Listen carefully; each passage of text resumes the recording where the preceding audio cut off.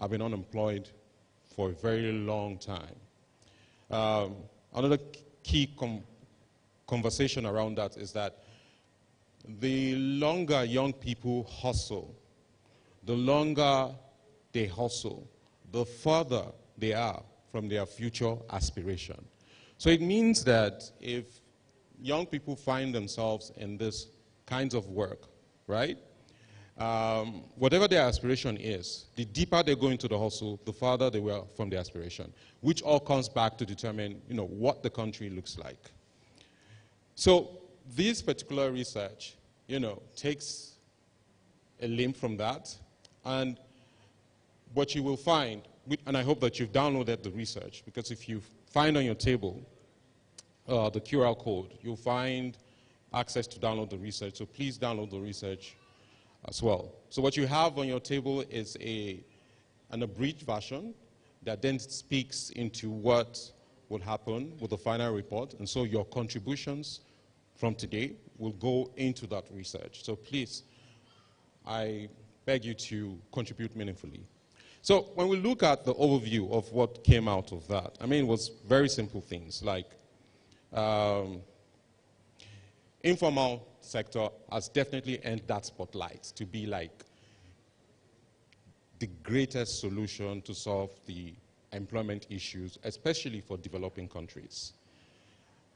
It creates some sort of inclusive structure. And then when we think about the future of work, it seems to be answering a few questions. One of those is that it is 50% of the country's GDP. 90% of the workforce comes from that sector. There's a 20% annual growth in MSMEs.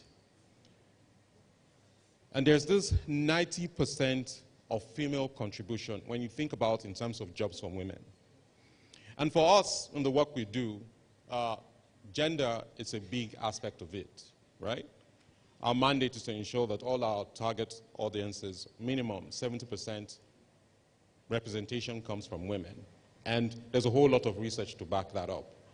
The one that I like the most is that microfinance banks would rather give money to women because they have a 24% rate in paying back the money, right, than men, which was very shocking, right, because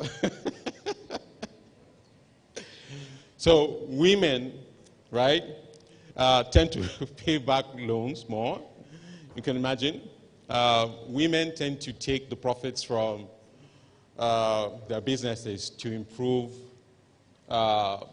challenges at home, school fees, feeding, the likes. And then when you think about the long term, once you empower the woman at the right age, it means that she's definitely going to send her child to school.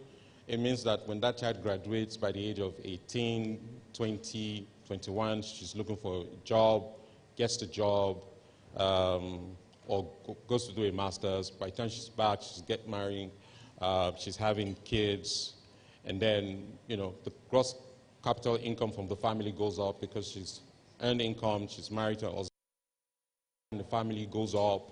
They do the same thing with the fantastic cycle. So female participation is really key. So as we have this conversation, that's something I want you to put at the back of your mind. When we did this research, there were 3 pronged areas that we looked at. The agri-sector, and that's because the agri-sector tends to be one of the largest clientele when it comes to distribution of employment opportunities. It also contributes largely for women, but of course, when we talk about what value they present, you will find them mostly in the processing part, where at the bottom of the value chain, and that's some sort of concern as well. Impact of technology. There's also an opportunity for significant impact for technology there, especially when it comes to farming and the use of Internet of Things to determine the long-term span of cassava that was planted 9 weeks ago to the time it will be delivered to the customer and the likes of things. All that improves the quality and service as well. And lastly, that 90% of agricultural produce are by smallholder farmers. For the creative sector, I think what jumped at us was that 80% of the people in that sector earn less than $100 a month. About 47.5% of them would rather demand that your job be remote. And if you really think about it, the economy in itself and what's changing in the way work is done, especially as we have more Gen Zs in the system, they're asked to work remotely, changing the formal into some sort of informal structure in a sense. And for me, from reverse engineering speaks to the idea that we can definitely also make or shift informal to some sort of formal sense and provide the structure that it needs to also, deliver the results, which is what we want, that young people are able to earn income and have, dignified jobs. For the digital sector, it was brought to our attention that it's one of the fastest growing. It has created over 2.5 million jobs in the last decade. And every initiative, especially when you think about fintech and all the opportunities that exist, entering into different markets, using technology to simplify processes, not just at the urban level, but rural level, engaging rural women in saving more money, bringing them from unbanked to bank. So there seems to be a lot of proliferation into that sector. However, some of the issues are that for training and itself, especially for women, there are some limited experiences in that area. However, I think what really jumps out at us when you look at the research is that 90% of the talents plan on leaving the country to other countries. So there's a high influx of jackpot syndrome. So young people who have developed the skills to sort of improve the system are actually leaving because the demand for the skills and services are better demanded elsewhere, compensated better, or better quality of life. So what that happens is, a good example on our platform, I don't know if any of you remember this. Many years ago, for the Big Fours, what you see on our platform, you see minimum requirement is 2-1, right? Was 2-1. I mean, because as you know, Jobberman is a job platform, and what we do is build this ecosystem where we can get employers to meet with young people. And as a result of that, we have a democratized process, which means that you can come on our platform and you don't need to know anybody to get a job, right? What matters is that you go through the process and have or meet the minimum requirements, and then the job is yours. And that's something we've been doing for the past 13 years. What we noticed in that period was that, entry requirements used to be 2-1, Everybody wanted everybody with distinction. But in that jackpot era, we realized companies started dropping the entry requirement from 2-1 to 2-2. Some had specifics. First degree, right? We've now started seeing HND, ND. We've moved from skills required to ability to do the job. So things are changing, right? Now, I think that the major trend we've seen is where in the circle, on the conversation around that sector, you have a high influx of these activities happen, especially when you think about there is some sort of high growth within the shortest time possible. And I think one of the two areas that we saw was in fashion, accessories and design, food and catering, restaurants, and hairdressing. I read last week that, despite food prices have gone up, that restaurants are actually making a killing. Yeah, so I don't know how you juxtapose that, but it basically means that these small pots in the informal sectors are finding their way to thrive. And which brings me to the idea that around the conversation we're having today, a lot of the times the conversation is usually focused on the challenges, which we will also talk about the informal sector. But I also want us to look at the idea around the innovation and the creativity that exists and how these informal sectors are created. Because for me, personally, it's about the entrepreneurial approach to solving problems. And the challenge of having been unemployed for many years pushes you to the point to finding solutions to any problem. Even though it means the solution is selling tomatoes at the end of the street to earn an income, because you know everybody on that street don't go to regular markets, but that you can provide fresh tomatoes, right? From the farm, and not frozen tomatoes. But the point is, things are changing. When we look at what's happening from up north and down south, I think what is critical to note is that there's obviously a rural-urban migration, right? And as more rural people move into urban areas and there are not enough jobs to feed those people, you have now a high unemployment rate in the urban areas. And as a result of that, there is a high influx of what's happening in the informal sectors in those urban areas. But it's also funny to note that most young people in the rural areas, right, who have found solutions, actually thrive better, right? Because they are, fine-tuned their employment needs to what the urban area can provide for them, especially when you think around the agri sector in itself, right?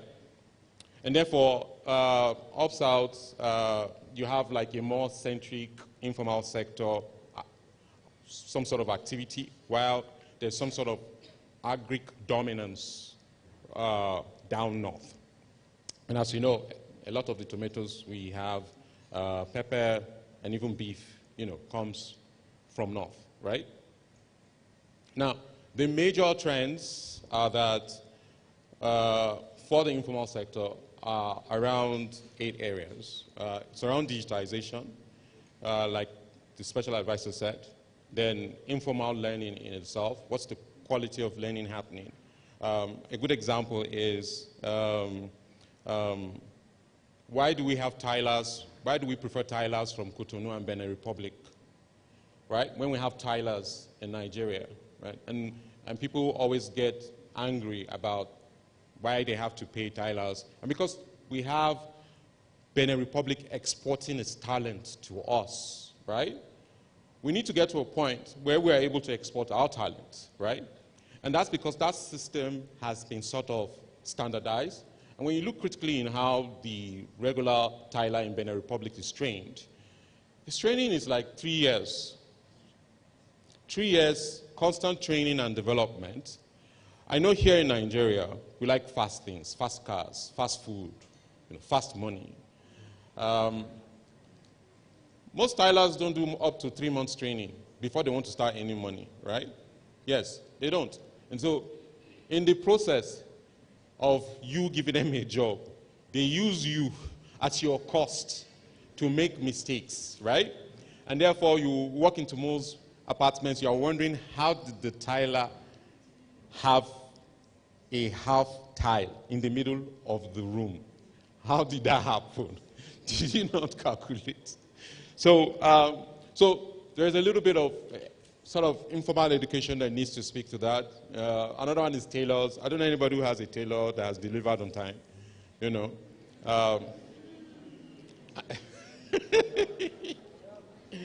Well, yeah, I have two.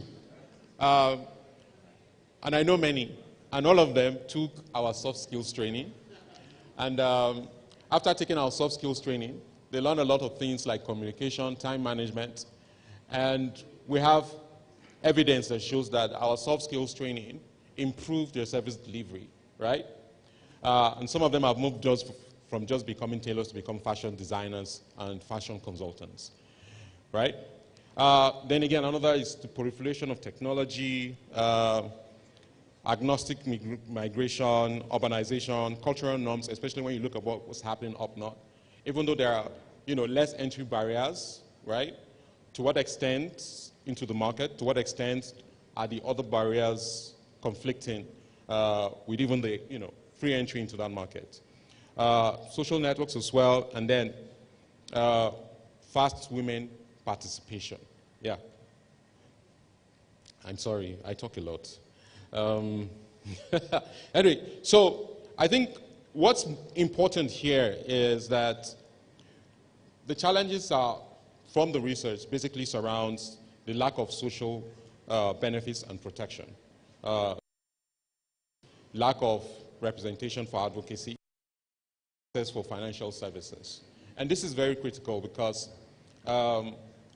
people who contribute largely to the GDP can't walk into a bank and secure the financial resource, right, to grow the business, right?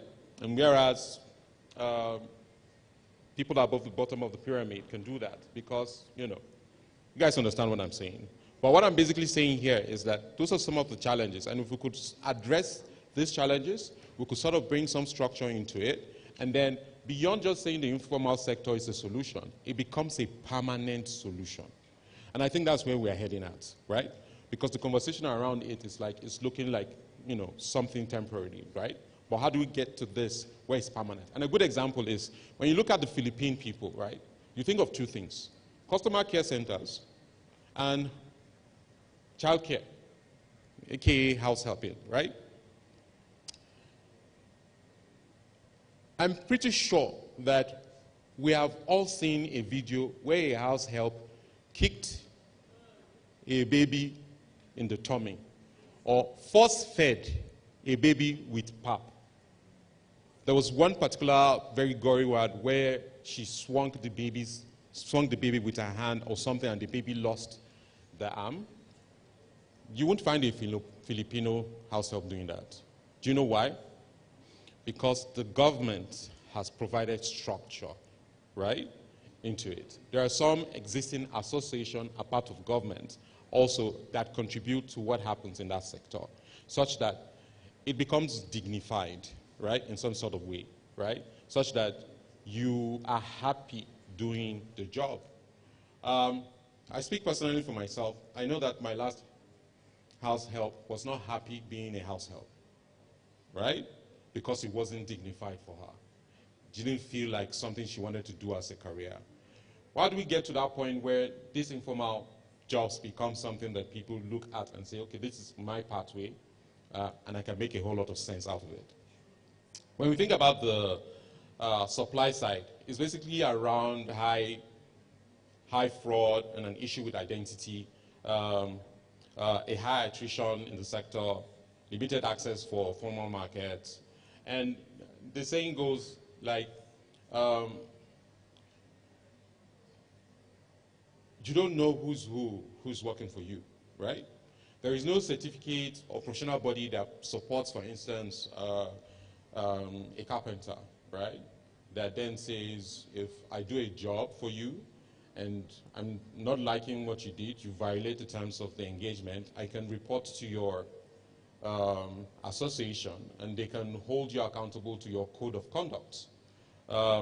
Even for those that then have associations like NUWRT, if an NUWRT person violates my terms of engagement, I'm not sure that I can go to NUWRT and report the driver. So even those that have the association, what are the enablers and the structures put in place to ensure that, it becomes a vibrant solution? And because it is needed for it to be vibrant, to be able to build and reflect back to the economic growth. So, lastly, because I think I've spent my time so far, when you look at the research, it finally broke out the informal sector into 3 classifications. And the first one is the formal business-enabled sectors. The second one is the association or cooperative or organized sectors, and then the fragmented sectors. For the formal business enabler sectors, basically sit around, formal sector business aggregators. And the example here is the influx of money points, right? Now, I think one thing that MoneyPoint has is to say that the fact that your name can become your business name is a major barrier in taking out issues requirement for setting up businesses. It means that I can pay to your business account. Because in the past, you would have to, have a CAC document, you'd have to do all that. But the selling point MoneyPoint has is that your name is your business name. And I'm sure they put a lot of checks and balances into it.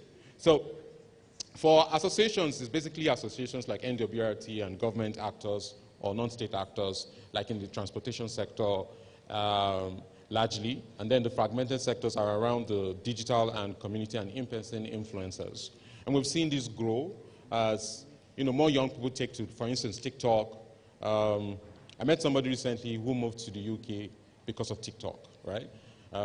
Because from what he said, I stand to be corrected, he had so much followers, but that he couldn't make money from TikTok because our ecosystem doesn't support that structure, right?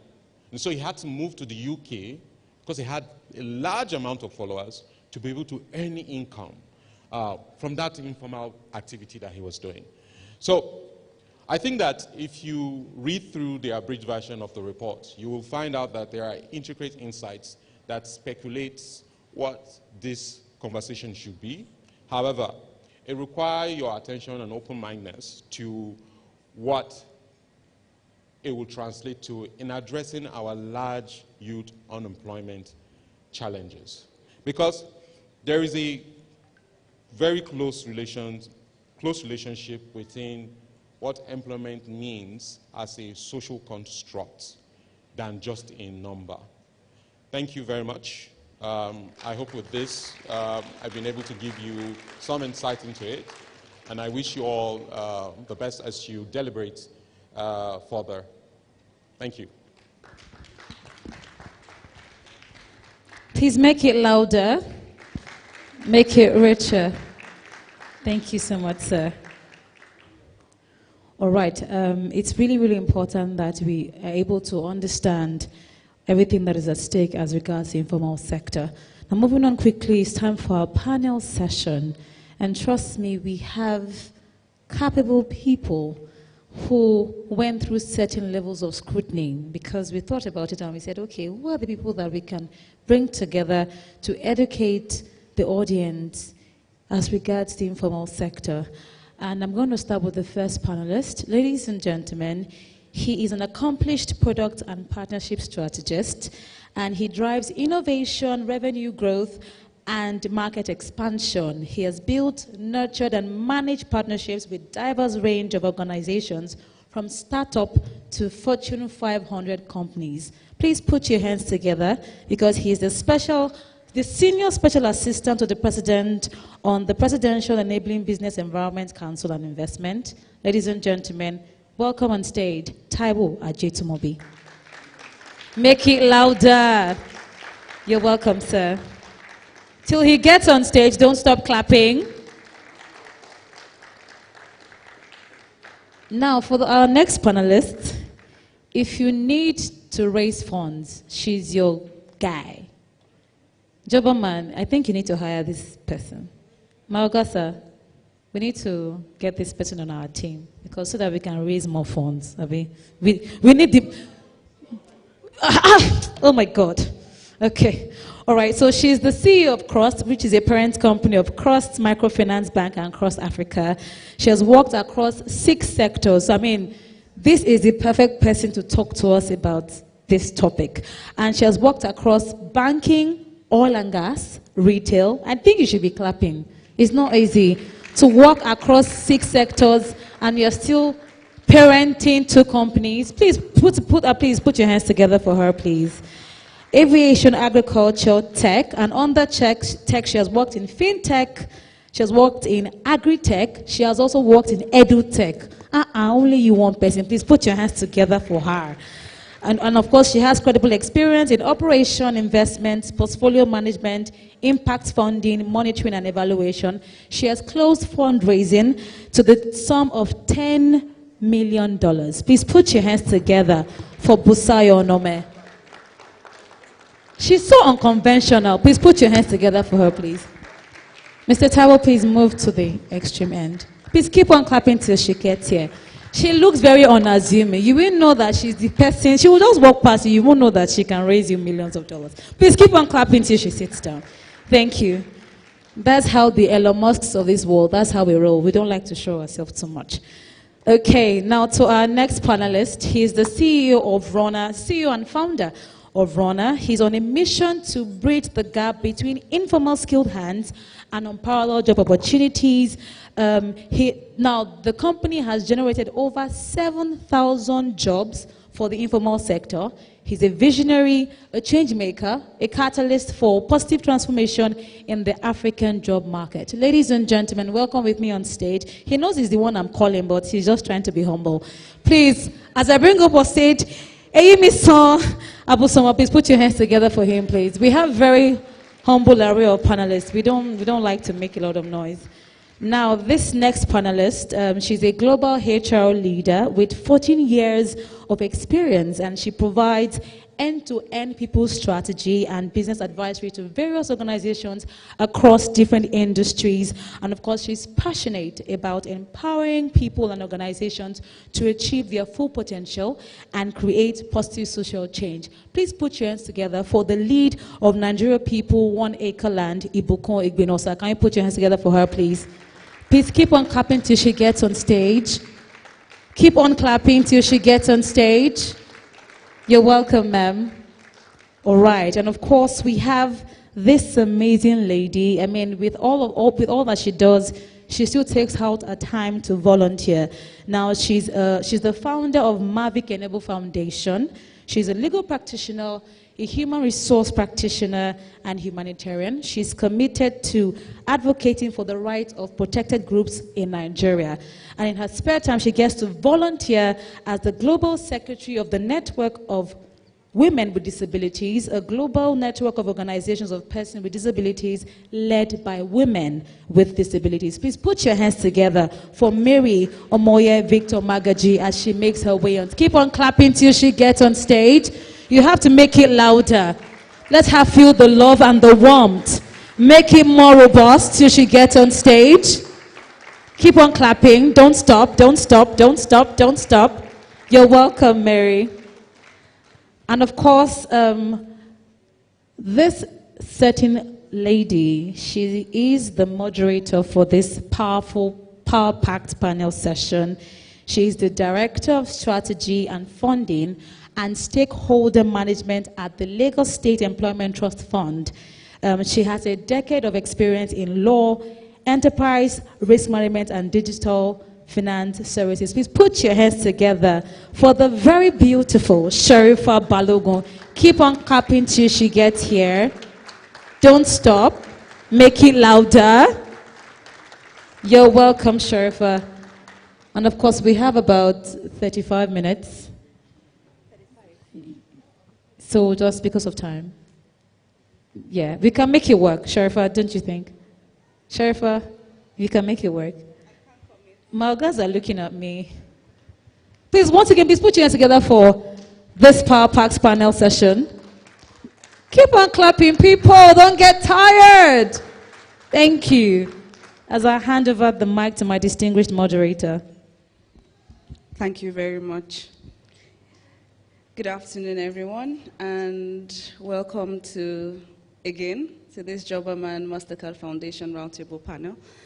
We'll be discussing the pathway to sustainable economic transitions for young people in the informal sector. I really like this space. If you've heard where I come from, which is the Lagos State Employment Trust Fund, you'd know that this is quite important to us. But before I go on, I would say welcome to the team. I say team because we're already like that. We started having so many discussions already this morning. You all know everyone from Taiwo to Busayo to Misan, so I didn't want to call his full, so Misan, Ibukun, and also Mary. I'll be starting with, there's just a little bit of, let's break informal sector down, and before we go into the real questions, you know, and I will start by asking and providing a platform for us to be able to speak to what informal sector is to us and how that linkage is with the job that we do. You all have also heard all of the organizations that these amazing panelists work with. So why do you think that the informal sector is, there's the current space of informal sector and then the emerging space for informal sector? And if you guys don't know that, that means you don't know the likes of Rona, you don't know what the Taiwo is doing in his office, and you also don't know some of the amazing things that this humanitarian lady here is doing. So there's the current and then there's the emerging, and we're excited for that. And I'm saying that, why do we think that the informal sector is going to bring so much good and is the next big thing for us when it comes to enabling job creation in Nigeria, but eventually to the world? And this was prompted by Taiwo, because in everything that we're doing, we want to put Nigeria on the map. Yeah, so who is going first?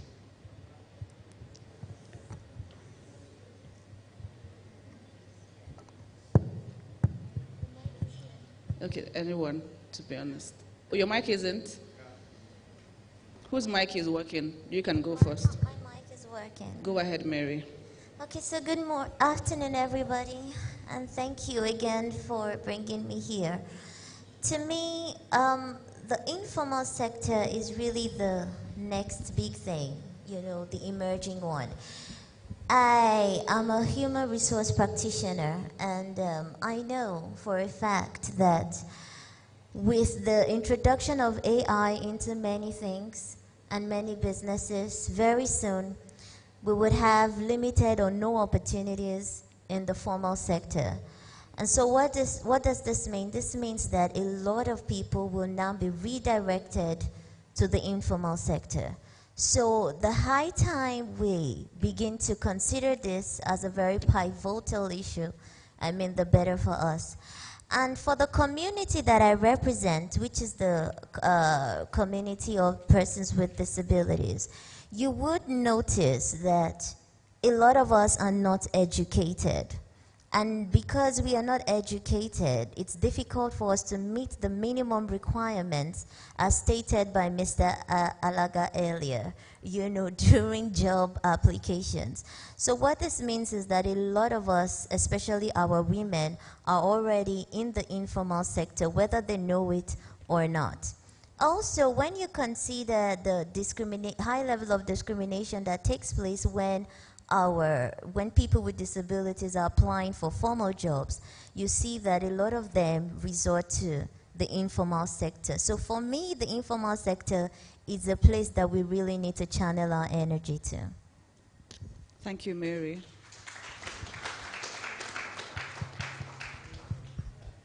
Does anybody need a microphone? No, you may hold on to that. It's fine. Thank you.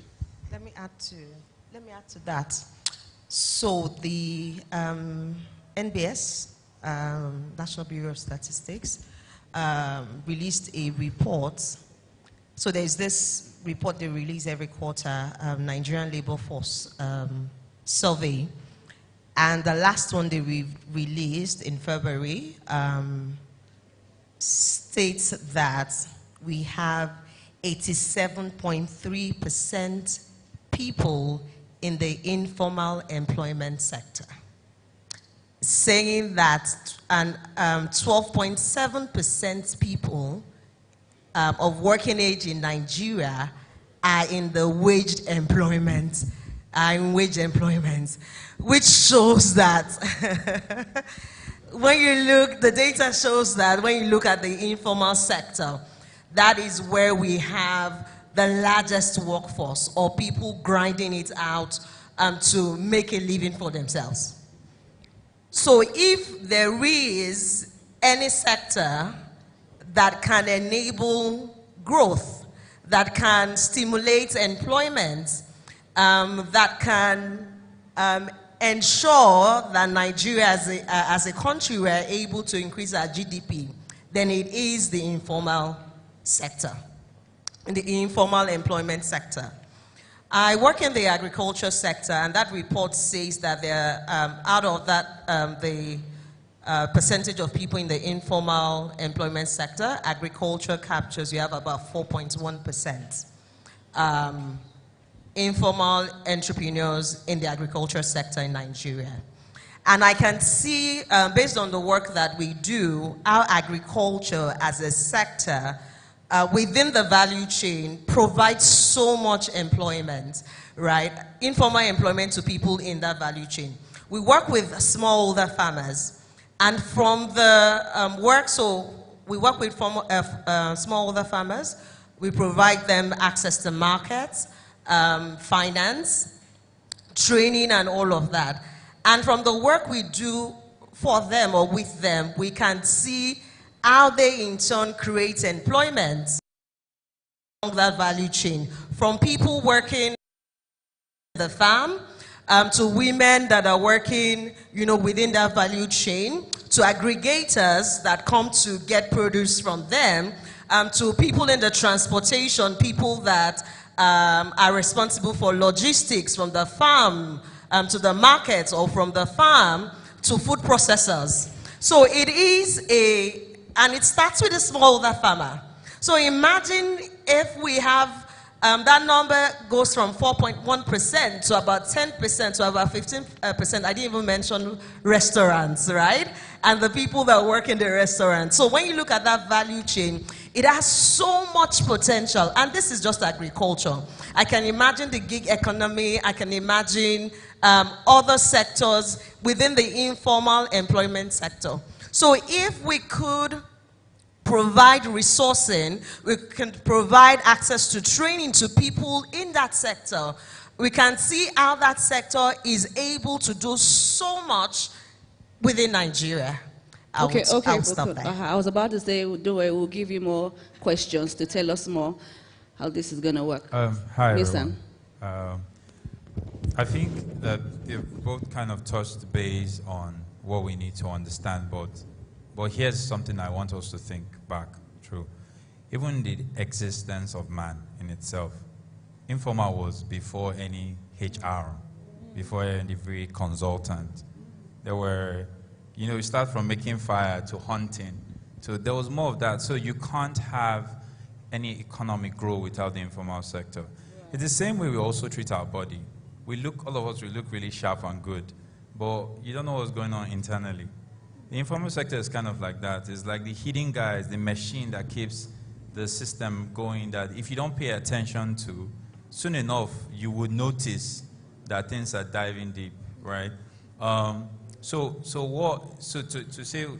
just add to what she's saying is that I think that one of the things that this is doing, right, is that we are now paying more attention to that. To say, okay, what are the inner things that are working? We look at this place, it's working, but like the lights won't work without informal guys. The AC will not work without informal guys. There are cleaners that clean this place, right? And it's high time that we take off the blinds from our face to say, okay, you know what? This is how things should be, and actually just even understand where they are. I think I'll leave it like that till.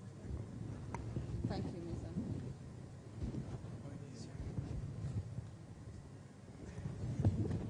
Misa. Sorry, has decided to put me on the spot.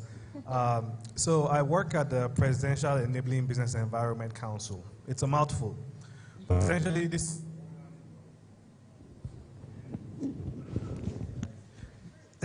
is an organ in government that is responsible for driving ease of doing business reforms. Okay? So when you guys feel like the business environment is just too hard and you can't breathe, it means I'm not doing my job well. We've had pretty extensive discussions this morning, and I say there isn't a lack of understanding of the problem, and there isn't a lack of understanding of the solution. The issue we have oftentimes is how do we get there, right? I believe the source of growth that this country needs to lean on is only going to come from the informal sector. You know, there are only so many oil and gas companies you can create. There are only so many banks you can create, only so many telcos. So the growth the economy needs to achieve is going to come from the informal sector. The president has said time and again that he aims to double the GDP of the country, to make Nigeria the first $1 trillion economy in Africa. It's only going to come from the informal sector. I think the numbers speak for themselves, and often the way our work plays out is we work with government agencies to look at the regulations that they have and the policies that they have, and are constantly asking ourselves what needs to change for that small business to be more productive and more competitive. And if we do our job right, then the entire government becomes a key enabler for the informal sector. Hello. Okay, I couldn't go before my Oga. So, I think maybe we should change the name from informal, right? Because it removes the sense of seriousness and then the impact that this sector actually provides. You know, if you tell your parents that you want to do your own private thing, maybe you want to own your own plumbing business, they'll say after the 4 years I paid your school fees for how, you know. Meanwhile, you will probably be making a lot of bank more than somebody that has been working for 5 years. So maybe we should change the name, maybe to help everybody. But I think as is emerging now, and things are changing, the reputation is also changing, especially because of the emergence of like influencers and stuff. You know, I've had the privilege to travel a bit, and you know, outside the country, for example, let's say London, a plumber is proud to say I'm a plumber. It's only in Nigeria that I've seen that they're not proud. They're charging you £90 per hour. It's only in Nigeria that I see people are not proud to say I'm a plumber, right? The plumber will even pay for his children's school fees to expensive schools. So I think, first of all, we need to dignify the sector, right? And I think a lot of dignity is coming to the sector now because of how things are, you know, exposed. You see, in the next 5 years now, somebody will be proud to say that, you know, I'm an electrician, you get, I hustle, I have a pure water factory, or I do this, and they are so important. Even knowing that the informal sector even contributes more, in my opinion, because they're the ones employing more people into the, you know, than the formal ones. And we need to stop saying this thing about like how informal sector are not jobs. They are jobs. Are you not employed? You are working for 8 hours a day, or even more, right? So I think maybe we need to rename the informal thing, so we provide more dignity to the workforce, right? And more respect, and give it the same level of respect that, you know, the formal sector has. But the things that are happening, especially with what, like, you know, Misan is doing with Rona, I think, you know, it's really exciting. The next couple of days. Oh, sorry, couple of years, forgive me. Yeah. Thank you, Usayo. Before you can keep it there because I'll be starting with Taiwo. But I've been tipped to share some nuggets on what informal sector is. Initially, I was a little hesitant, but I'm like, let's do it. The informal sector, because of course it's important, it's not, I would ride on all of what everyone has spoken here, and I would use dignifying words to sort of define the informal sector. Well, it's not less than the formal sector, it just means you're trained different. So you didn't do the math, English, biology test for it, you did the, can you scrape the wood until it's shown test. And that's it. You are different, or the person who is in that sector is catering to a diverse set of deliverables that is not accounting, and scientific proven sort of solutions. And you find the likes of these are the electricians whom they have mentioned, and the makeup artists. I mean, a makeup artist, he or she would beautify, but they might not necessarily know the chemicals that made up that foundation. Again, the person who made the chemicals for the foundation might not necessarily know how to spread it on somebody else's face. And so, well, again, we're different in the delivery of that task. I hope I've been able to explain the formal and informal well. Thank you. So, keeping the mic over there, I want to start with you, Taiwo, and the reason is because when we're looking at a sector or a business, or whenever we want to start something, we would look at the investment and the money that will be channeled to that space. So my question to you, Taiwo, is that where should public sector focus? Possible investments, already ongoing but hopefully intensified, to this sector to enable it be the sort of space that we hope it brings the kind of good that we have said. And you'd also please answer this question considering gender equity, yes, and all of the likes. Understood. Thank you. Understood. Great question. So I think there are three ways I would answer the question, or three sort of things that governments could act on. And it's weird to talk about government since I'm part of government, but permit me. The first will be on standards, right? If you can't measure it, you can't improve it. And if you cannot demonstrate quality, you cannot charge a commensurate value, right? At the end of the day, the players in the less formal sector, right, are economic players. They are in it to exchange a value with their customers, who then exchange value with them. We've got to fix our standards. So whether it's establishing guilds or upskilling or certification programs, we've got to figure out a way to improve the overall quality of services being delivered. The second is on formalization, right? Formalization is a major hurdle if you're going to grow as a business, and that's just how it works. Unfortunately, the days when you will run a small shop in front of your house selling fabrics and people will come to you from everywhere because you're the best fabric person, those days are gone. The marketplaces that we now participate in are much bigger. People have options. You're not going to be a local champion in one small place and think business will come to you. And so what formalization allows you to do is to start to get the benefit of living in a digital world. So you have a legal name, you have a bank account, you have a way to receive payments. All of a sudden, if my business is in K2 in Lagos, I can sell to anyone in any one of the 36 states and the FCT. I can become a customer with GIG, and because I am a legal entity, they can offer me the discounts they can offer any other corporate entity. Better yet, when AFCTA kicks in, I can sell my goods and services across the African continent. So I think government really needs to aggressively attack the formalization issue. And then the third is, and this is some of the things we're thinking of at PEBEG right now, is in any country, anywhere in the world, the biggest spender is government. Government has the cash. Government spends a lot. How do we channel some of government's purchases in a way that creates market opportunity for that sector?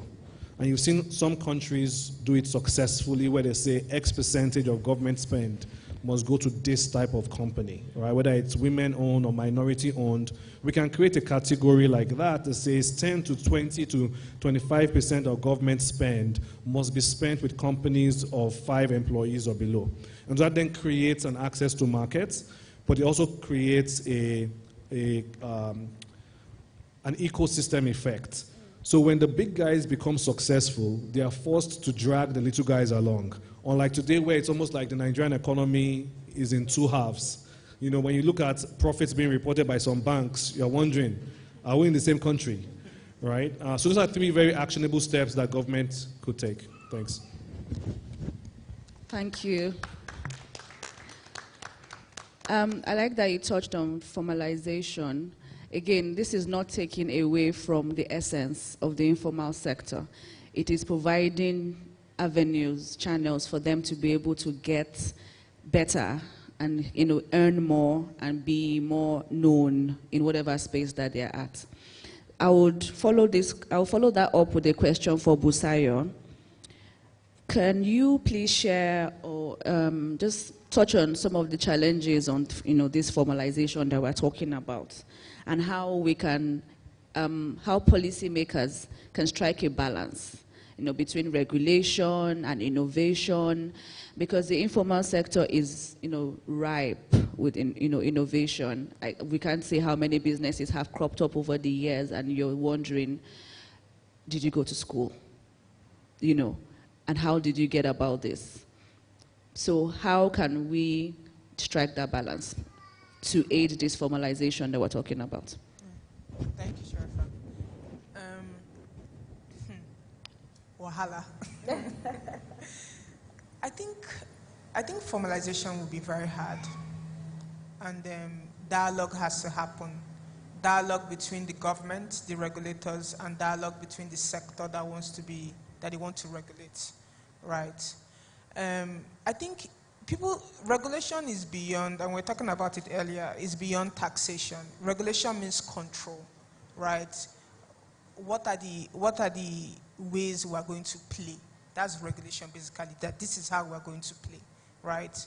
You have to also know that the informal sector is actually regulated, right? It's just not regulated by the government. They speak in the chaos of Lagos. Is a beautiful dance. They understand each other. In the chaos of a park in Makarifi in Kaduna, it's a beautiful dance. They understand each other, right? So how do we formalize this dance? And why do they understand each other? They understand each other because the people that participate in this dance, they feel the benefits, right? Now, for example, let's use transport, a bus driver.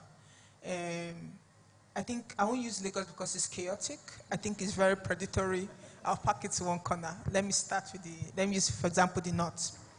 Let's say you want to go to Malufashi from Kaduna. Malufashi is in Katsina.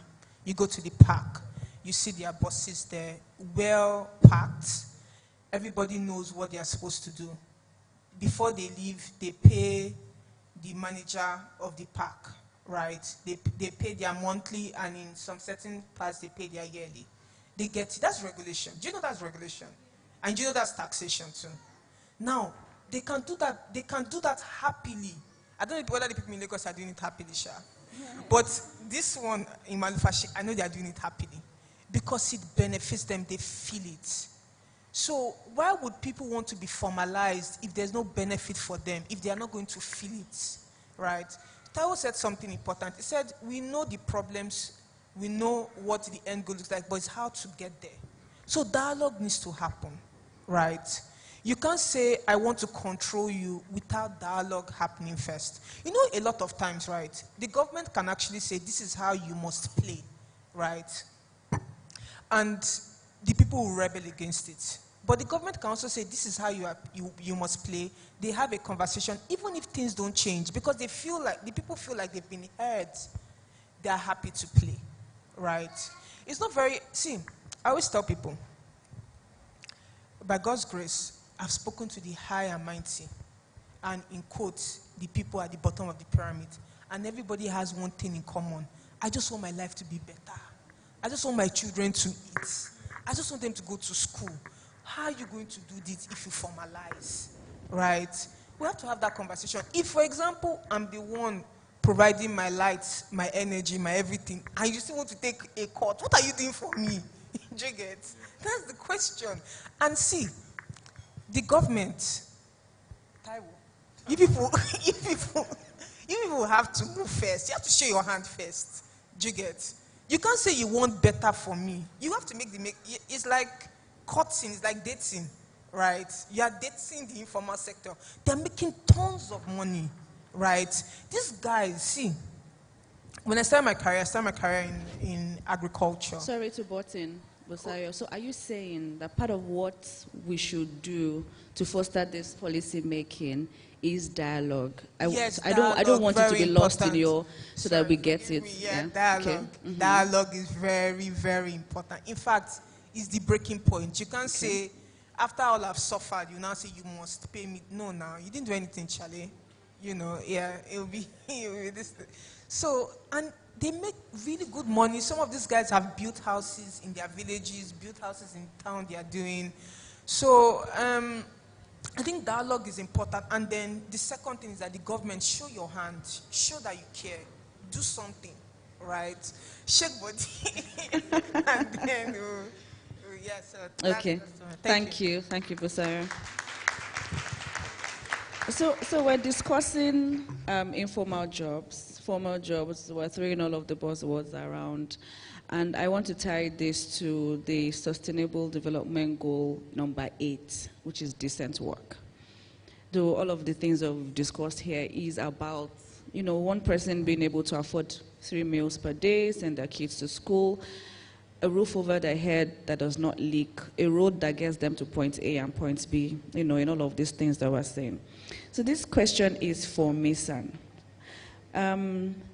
What more can we do, Misan, to collectively integrate this decent job, this decent work agenda into the informal sector? What more can we do in upskilling, in areas, I don't want to mention them, but like all of the areas which you are quite familiar with, considering your company? What more can we do to support and to aid and advance SDG 8? Thank you very much.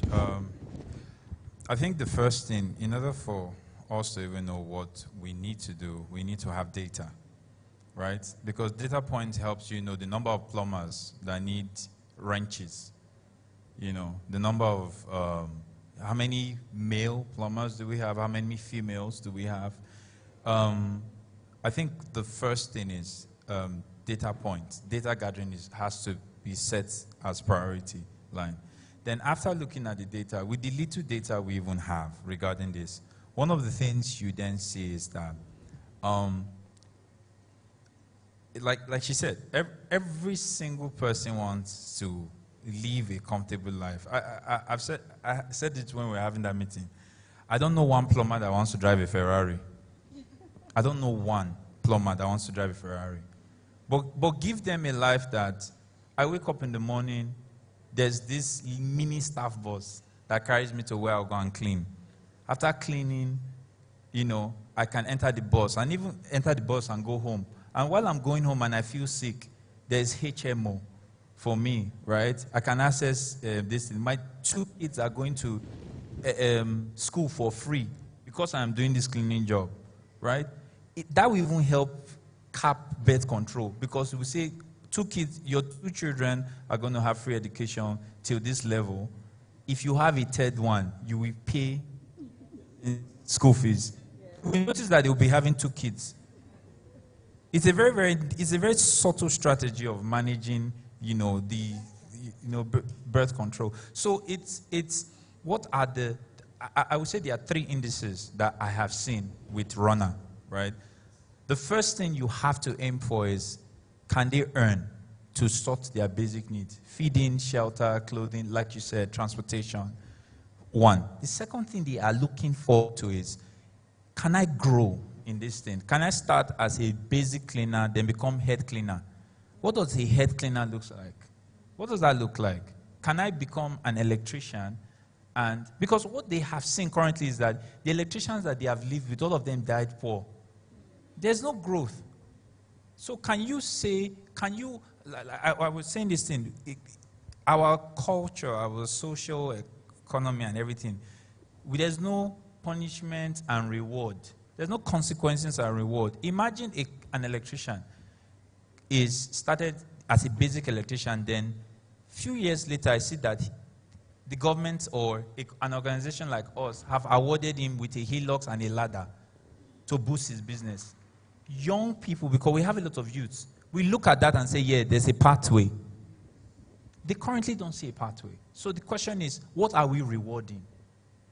We have different shows in the whole Nigeria, different shows. Do we have something like a Hands Award? This is the best cleaner this is the best electrician in the whole of Nigeria for this year, and this is what we gave him. You have created a pathway already. Now that brings a light. They see light at the end of the tunnel. If you don't show them that, forget it. They will do whatever they have to do to eat today. And I think that the last one for me is these benefits: health, insurance, can I get soft loan? Can I get all those benefits? We tried something recently that's remarkable. We gave one of our, I think it's a plumber, we gave him 50K loan. And he was supposed to pay back. I said, you know what? Pay back in services. Don't pay back in cash. You now arrange services for him. We set up services for him that he did free services in order to pay back the loan. He will ask again because at the end of the day, he just sees like, you'll find out that is a different way of collecting your money from them. And you will make more from those type of structure. So it's, in the formal sector, is it not, if they give you loan, you pay back money. They give you money, you pay back money. None of us have ever gotten bank loan and they say, okay, you know what, you're going to pay us back in consultancy. But in the informal sector, you can say, you know what, Oga Kazim, I've given you this 50K to fix your shock absorber. You will carry these bags to this place for free. And he will do it. And that has paid. So I think that looking at those three elements, first, can they earn decently? And decently is not, oh, is cute. Is that, can they feed? Can they feed? Can they take care of themselves and somebody else comfortably, right? Second thing is there a growth pattern for them? Can they grow in this? Can I start from the base and see myself at a higher level? Is there someone I can look up to say, I'm going to be this, right? And the third thing is, what are the extra perks that keep them be? And I'll wrap up with this. We tried something in Rona. An electrician gets to your house or a cleaner gets to your house early. Incentivize the person with 500 naira for getting there early. The person does the job very well. Incentivize the person. Then the person gets a 5-star rating. Incentivize the person again. Guess what? People will do the work amazingly. They will get there early. It's not when you call your, this thing, where are you, Motimbo? I'm coming. Boy, he's far away. In fact, he's playing checkers. Because if he gets there early, there is no benefit. So there have been no reward for all the times he has been getting there early. Why not just get there late? So I think that is something to look at. Thank you, Ms. Ann. Thank you very much. So we're speaking about targeted focus, intentional support, to the informal sector, the actors and the players in the informal sector for us to move the agenda on decent work. Ibukun, would you share more on the sort of projects? So bring it down now. Projects, programs that 1 Acre Fund, for example, has been able to do that has allowed this to happen. All right, thank you very much. So some of the work that we've done, so like I said earlier on, 1 Acre Fund works in the agricultural sector space. We provide financing to smallholder farmers. And when I say financing, it's not cash. It's in terms of farming inputs. So a smallholder farmer at the beginning of the planting seasons gets a bag of seeds or 2 bags of seeds or 3 bags, gets fertilizers, gets pesticides. And not only that, they also get training, compliance.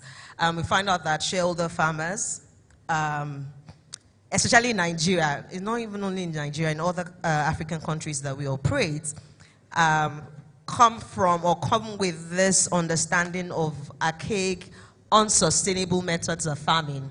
And you then need to train and retrain them to ensure that they are farming in a sustainable manner. Because we also need to care for the environment as we do that. Another thing that we do for them is connect them to markets.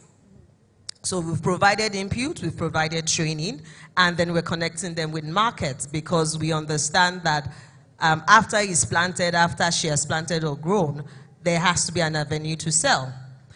So at the end of the planting season, the farmer sells the produce at the market or to an aggregator, and then he or she is able to pay the loan back. And this has been possible with support because we know that in making the world a better place, or to even meet any of the sustainable development goals, it is about partnership.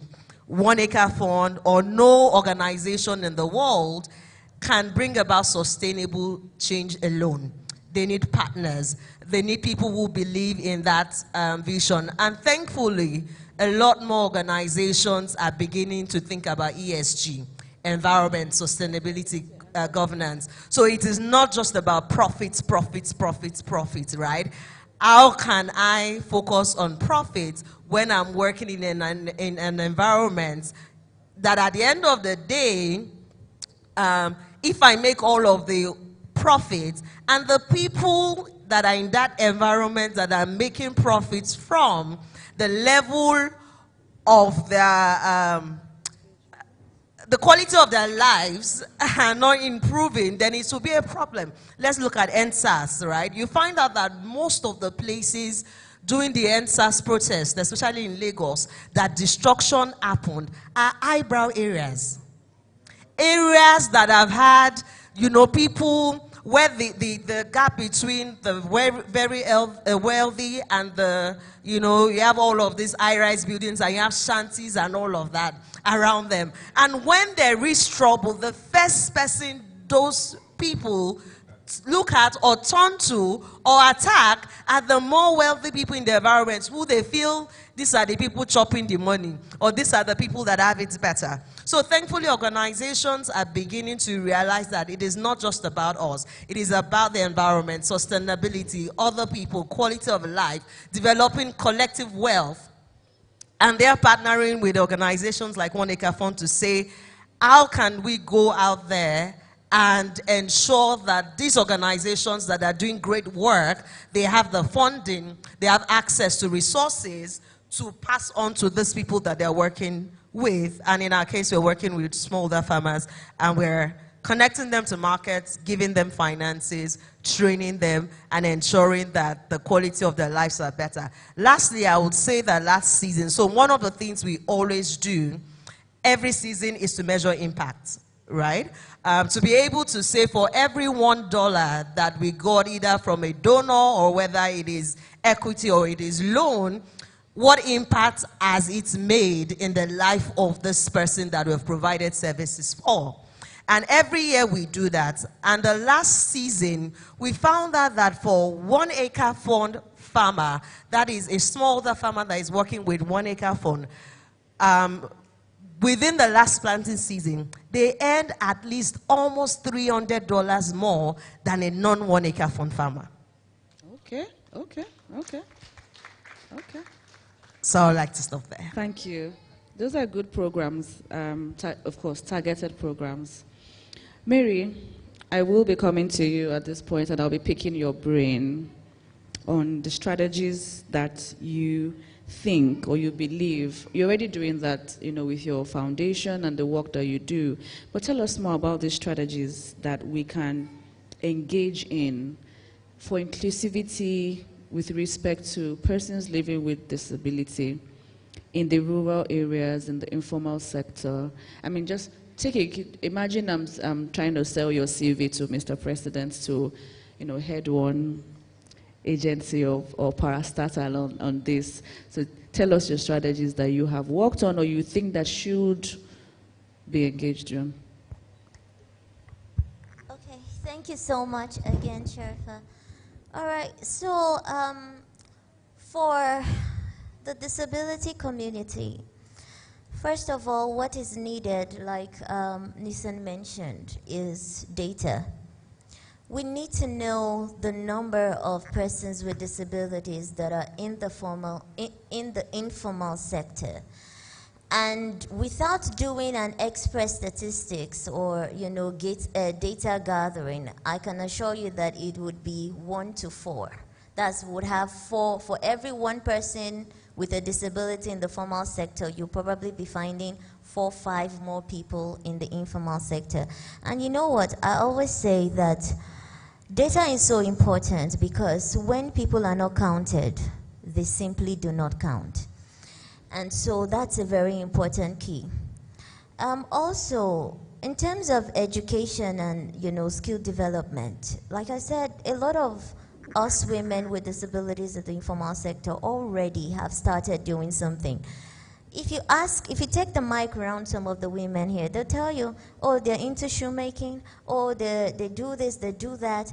But they have not really gone through that kind of formal education that tells them or standardizes processes for them. So they need that. They need their skills to be developed. Yes, they have skills, but how can we develop the skills so that we have greater impact? We have more output. You understand? And then we also need awareness raising and advocacy. And I like to say that, contrary to what many people think, advocacy is usually upward. So when you talk about advocacy, you are talking to people who, should have the political will, the people who are behind the wheels, who can, drive policies, implementation, and all of those things. So we advocate to those people and let them know that there are this category of people called persons with disabilities who NBS say are already more than 30 million. And you and I can testify because with the insecurity and a lot of maiming and accidents going on a daily, you can tell that the numbers are increasing. So I like to say that disability is really an accident away. So if you don't make that way now, you might be the one to go through it. So, awareness raising is important. Also, accessibility. A lot of times people think that the disability community is one homogeneous group. If once you say someone has a disability, everybody has that same disability. It's not true. Hello. In the disability community, we have people who are visually impaired. We have people on the wheelchair. We have people who have hearing impairment. We have amputees. We have diverse disability. So how then can you organize a training for persons with disability and the place, for instance, is not accessible to the wheelchair, but the one who has a visual impairment can get in? You can see that your accessibility has a comma. I hear you. Yeah. So it's important to note that it's a heterogeneous, that's one word I really don't like using, group. So we need to attend to all the needs. Another thing that is important is financial inclusion for disability groups. Mm-hmm. A lot of times when they approach banks, you hear things like, even if they don't say it, the body language is, is this really going to be a loan or a grant, So they need to facilitate and expedite the process for granting persons with disabilities, micro loans and, soft loans, everything that would just aid, their productivity and output. Also, we can look at mentorship. Persons with disabilities might have the skills, might have the market, but they need people who are experienced, who don't necessarily have to have a disability, but can accommodate the disability and say, you know what, come and leverage, come and climb on my shoulders and do your marketing. We need to be able to establish such networks. It's going to help persons with disability, advance in the informal sector. Another thing is... Mary, I might have to cut you in so that I know you have plenty of strategies. I know. Okay. I know. Thank you. I know you do, and we appreciate it. But I wanted to touch on something before I moved on from you. I'm thinking, in all of what you have said, can you just highlight and itemize, like on your fingers, the sort of skills and competencies that will aid persons living with disability in the informal sector? Themselves? Yes, like from your experience in your foundation, coming across and the work that you do, just list off like what, 3, 5 that you think that these people should have to aid better integration and the kind of jobs that they should have in the informal sector. Okay, first of all, we are in a very evolving economy, and then we can't erode the importance of digitalization. So I think that persons with disabilities really need to leverage on, technology in helping their businesses. A lot of times you can sit, I mean, the days of sitting in front of your house and selling recharge cards are really over. So you need to be able to leverage technology, the internet, to be able to market your products on the web. And then you can attract, a larger base of customers. Another thing is financial management. Persons with disabilities would need to understand how to manage their cash flow, develop budgets, so that it could even also help them with their proposal presentation, and how they access grants. Another thing is adaptability. There's a lot going on now in our economy, foreign exchanges, fluctuating. There is the need for you to be able to adapt, the scripture says there's a time for you to abase and abound. You need to know that, this season that I am in is not the season I need to spend so much. This season I've entered now is the season I need to invest so much. You need to have that level of sagacity to be able to decipher that. Another thing will be entrepreneurial skills. They're entrepreneurs, but like I mentioned earlier, their skills might not be exactly, the finance is not there. So they need to learn things like creativity, innovation, how to manage risk, and all of these essential things.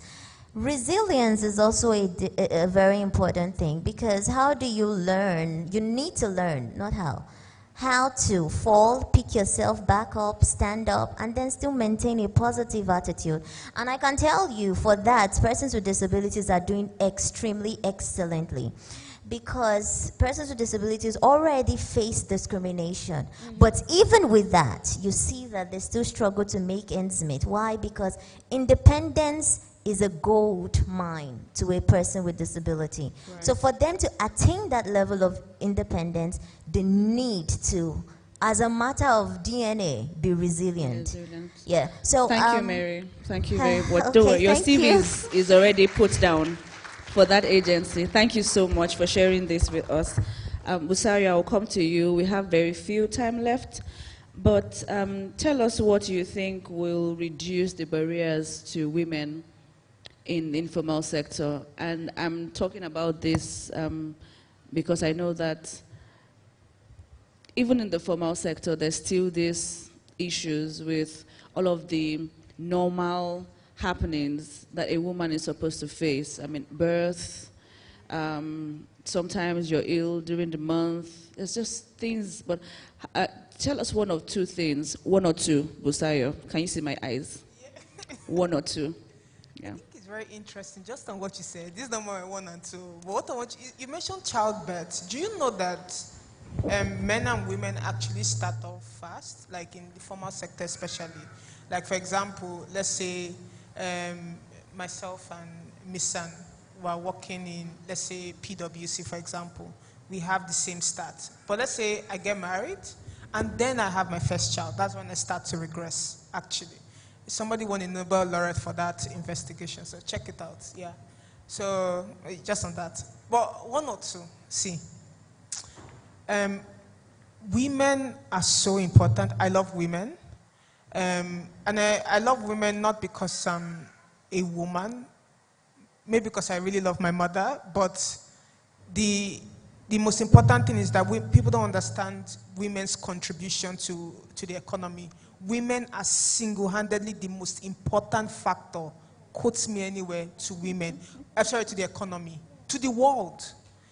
Do you know that a woman that is financially included, right, would mean that her child is educated and will enter up to university, and there's a promise for the future? Do you know? It's not dependent on the man. Do you know that in the informal sector, it is the woman that actually holds the family? They will give money to their husband, and they will fund their children, right? So tell me why these are still the disadvantaged gender. How does it make sense? Do you get? So, you know what people say, make it make sense. It doesn't just make sense, right? So, first of all, what I also realize is that, especially in this society, I can't speak for other countries, especially in Nigeria, we need to get the men, right, to really drive, this gender inclusion and financial inclusion for the women. And I say that because for some reason, women are really dependent on the opinion of men. Society also believes that men are higher than women, right? Which I find very interesting.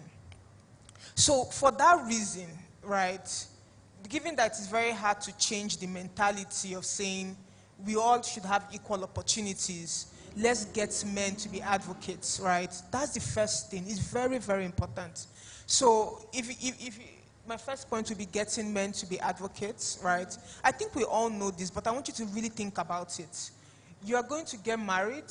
Some of you have sisters, or if you don't have sisters, you have cousins, and then you have kids, you have nephews and nieces. The sole dependence on the future of your kids or the children in your life are on the women, on the empowerment of the women. Why don't you wake up now and actually take action, right? So that's the first thing. The second thing. That's the second thing. 1A. I love it, Miss Anne. So,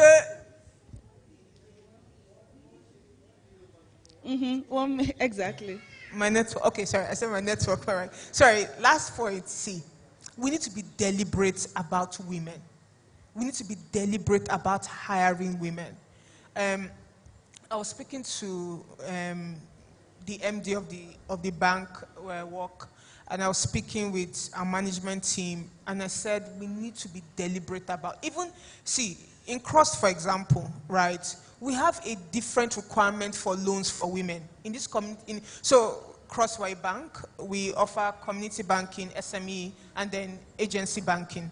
And for banking of women, we have, women's loans are different. They are cheaper, because we already know that women are already on a disadvantage. So to get them in front or to get them at par with men, we need to provide them with advantages that we're not even giving men. And people need to know that. It might cost us more money now, we know, but we'll reap it in the future. You know why? Because these women that bank with us, we know their children will bank with us till their 10th generation. So right. It might not be cheap now, or it might not be so profitable now, but think long term. The ROI is right? heavy. So yeah, I could say more, but you kill me. Thank you, Busayo. Thank you. The next question is for Taiwo. Taiwo, please share some strategies that we can implement to empower young people, particularly, again, was discussed in the informal sector, but particularly on skills. I want you to touch on skills, because whatever it is that you have learned is yours. You take it anywhere, you do anything with it, and you can also build up on it. So as the government that is very heavy in enabling business, working with private sector, tell us some one or two plans, that we can focus on when it comes to skills and upskilling. So I think as a people, we have to become serious about the kind of country we want to build. And it's not just going to be government that will do it. If anyone is waiting for government to solve all our problems, I have news for you. It's not going to happen. I hear you. We know the problem, we know the solution, we don't know the how. The how has got to come from you. And this point is relevant also to the questions that Mary answered on, how do you open up opportunities for people with disabilities? Busayo answered about women participating more in the economy. The how we get there has got to come from private sector, from larger society. And so the first thing is organize. Second thing is come up with your ideas. Third thing is find a credible partner in government. And oftentimes, that is not the ministry responsible for your problem. Be smart. But there are people in this government who truly, truly, truly want to change this country.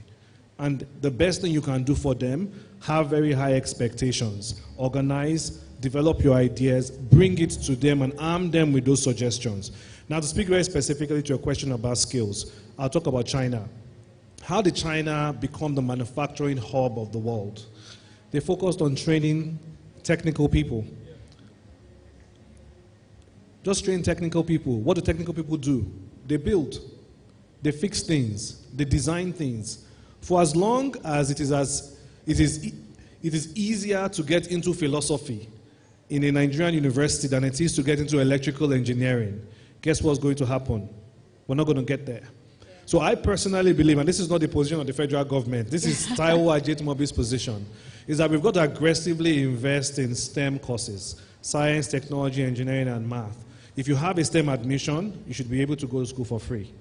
If you have a STEM admission, government should give you some funding to cover your cost of living. If you have a STEM admission, there should be an internship or two waiting for you on that journey. And we have to design the entire educational system to drive that. Yeah. Because that is how we then deliver the skills that the workforce in Nigeria needs. And even know the gap in those skills in any ways that we can now plug into. Thank Absolutely.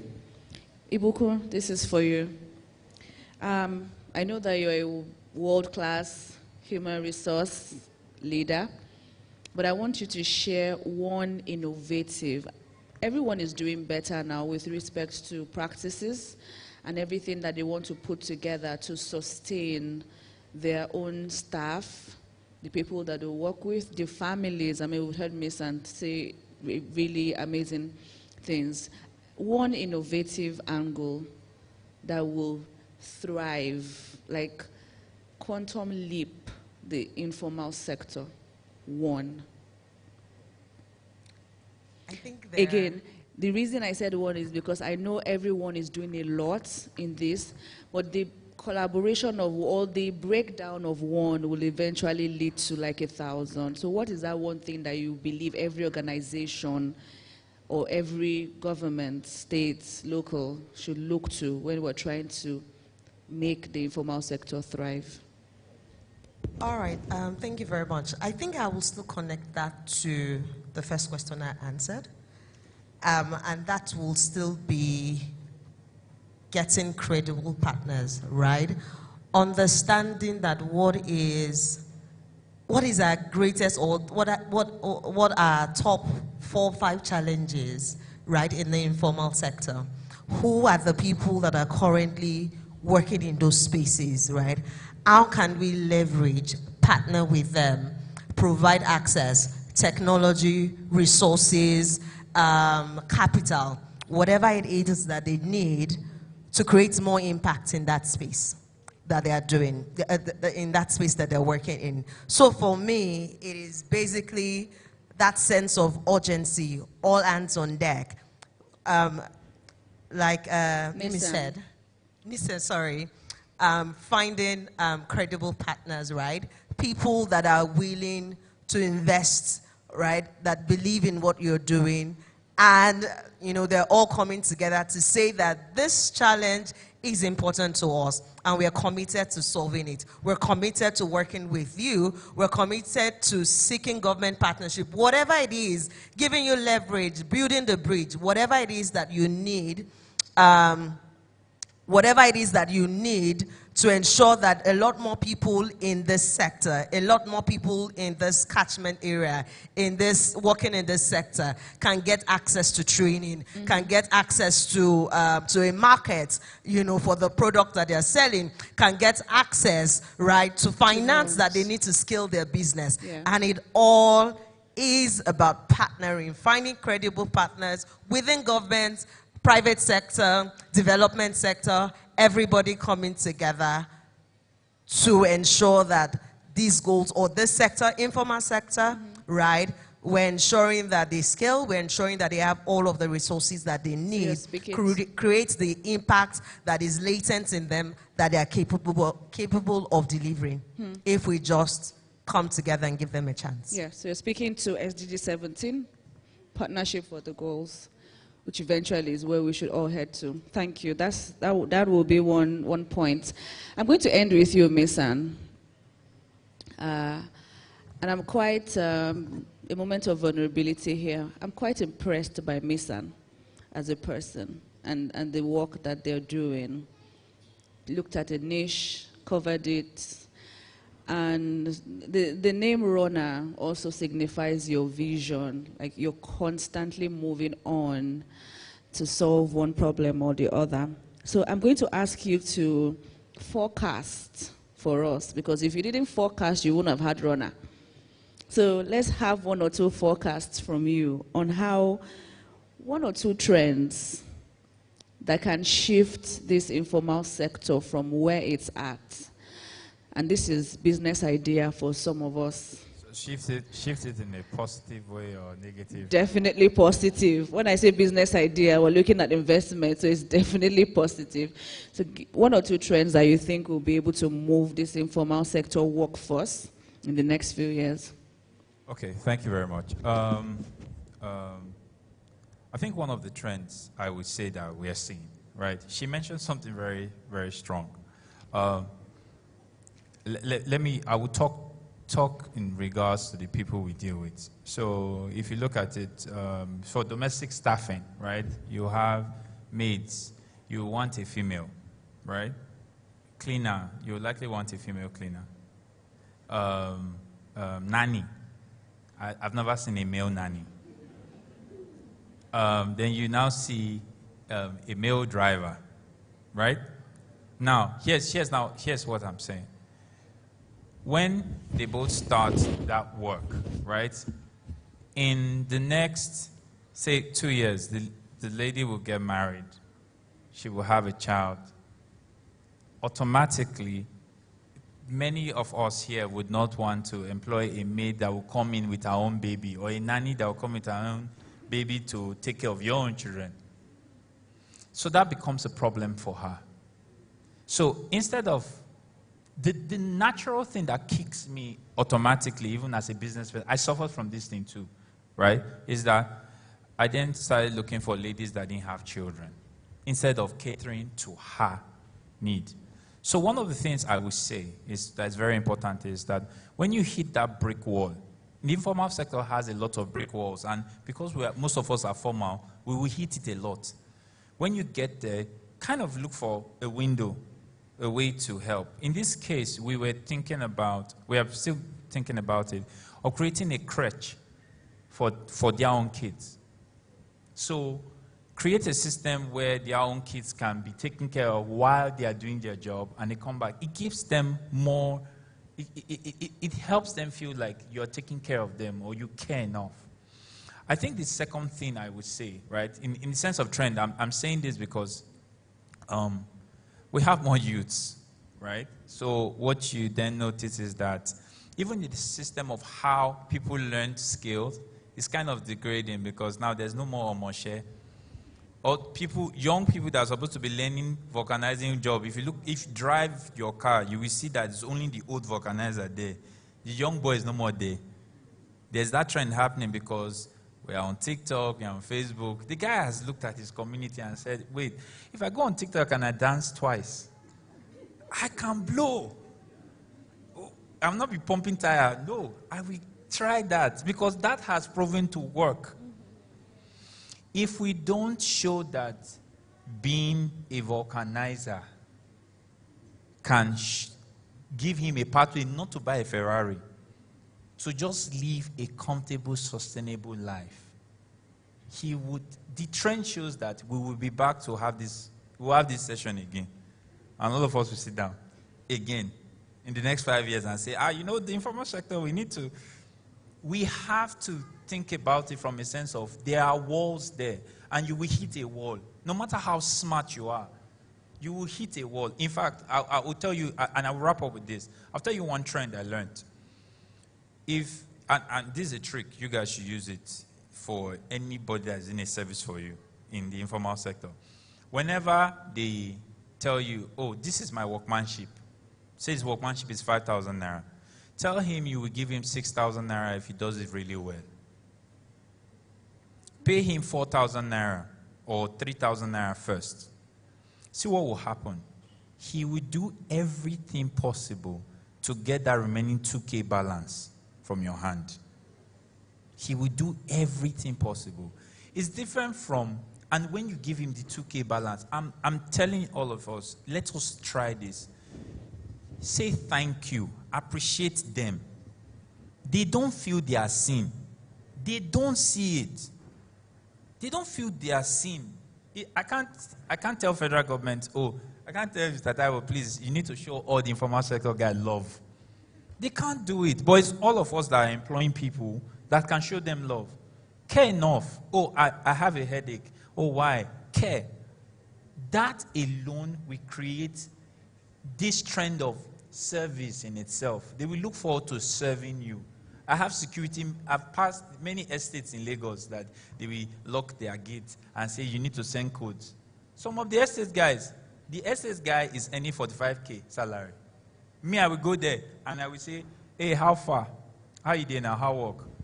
Give him a tip of 2,000 naira. How many percentage of that is his salary? He will say access. We're hoping that you're not trying to boggle those in the estate. No, but like with 2,000. I'm trying to show you a pattern here. You're a billionaire. You have a driver that's earning 60K. You're a billionaire. You are making a lot of money. Your driver is earning 60K. He can literally drive you under a trailer. Your security guy is earning 25K, and you feel like, Ahmed, you should secure me. Secure you with what? 25K? He wouldn't. We should be the ones. It's the formal guys that we say, you know what, these people need to earn more in order for them to do this job properly. We can't. They would ask you for more, and you can tell them reasons why you won't pay them more. But you have to be able to balance the value they are giving you with the right proportion of payment. Yeah. If not, there will be cuts and corners. They will cut corners. Yeah. Security guys will steal your diesel, and you'll be wondering why your diesel tank is always getting low. Right. You get? So these two things have to be placed side by side in order for us to even. The first thing is there will be walls. When you hit them, don't run away. Don't just think about the formal way of treating the. Right. You have to think. Second thing is care enough. It's as simple as that. Yes, because the informal sector is here to stay. Yes, Thank you. It's here to stay. Thank you very much.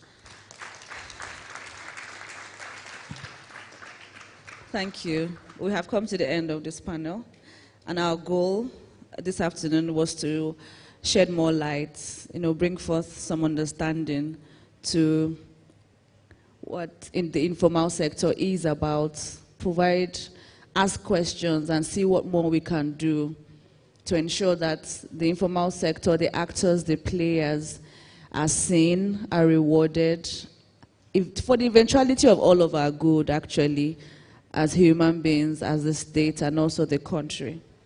So, she has been kind enough to say we have 5 minutes for questions and answer. So let's have that. Yes.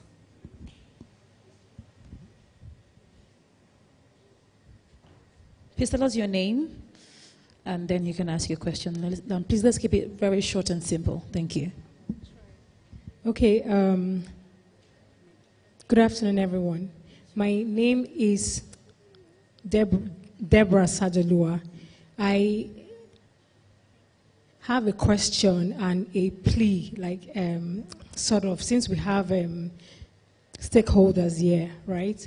And then I just would like to give an example to something that Mr. Taiwo talked about. I will try and be fast. He talked about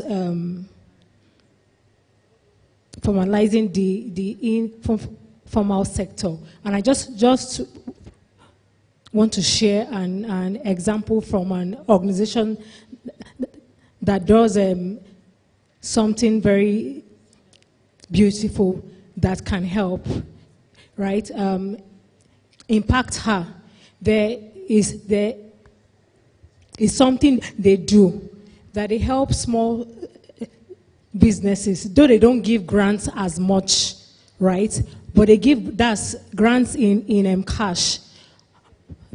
But they give grants in helping to register your business and you pay less, and they help you with your website. Those small steps that help small businesses start to get formalized to a point where when they apply for grants, then they can be seen. So we would appreciate that if governments can help in that area. Then my question, I see this, before I clocked that age, and we see them say 18 to 35 years old, and I'm like, wow, this in itself is excluding certain people. because now we are trying to build the young people, but before now, these same people that passed that age didn't have so much opportunity. So why now that Nigeria is in a place where we are really trying to grind, can the government please increase the age so that people can have more opportunities? Yeah, thank you very much. So I think we can take all the questions. We'll just take like 2 more and then we'll just answer everything at once.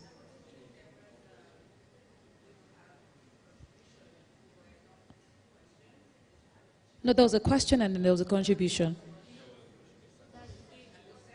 The age range should be extended. That was the question.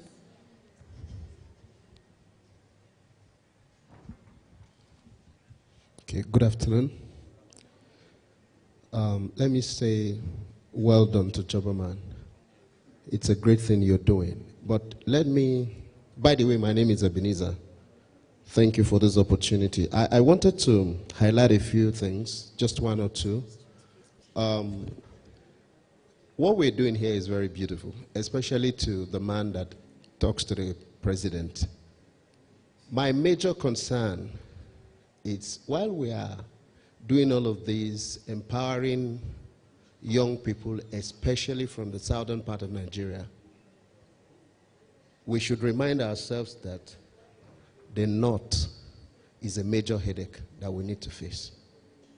And until we begin to organize this, to build capacity, to encourage and promote things like this up north, no matter how fast the south runs, we'll still have a problem to deal with. In the next 20 years, we'll still come around this table, and there'll be no much progress. So, another thing I need you to take note of is this issue of sustainability of policies. Especially as you talk to the president, sustainability of policies. All of us here agreed that the agri sector is one sector that needs to be given a lot of consideration because of the number of people that play in that space. But look at, within the last 3 administrations, all the agri policies, especially funding and all that, where are we today? Those are the things we need to look at, if at all we're going to make any reasonable impact in terms of helping the informal sector to become more sustainable. Thank you.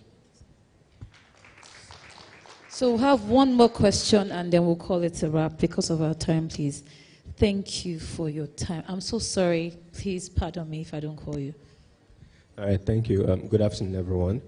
My name is Aziz Salau, and I would like to ask 2 questions. So the first one is to Busayo.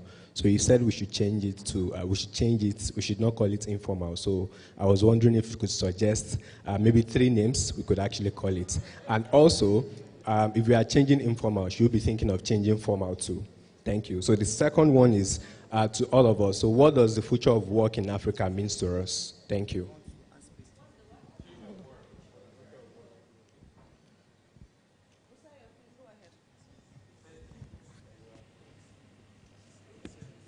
Sorry, I actually don't have a name, but I do agree with you that we should change the formal, right? And it doesn't have to be the inverse. So it doesn't have to be formal versus informal. It could be blue, white, something like that. It doesn't have to be alternative in the name, yeah.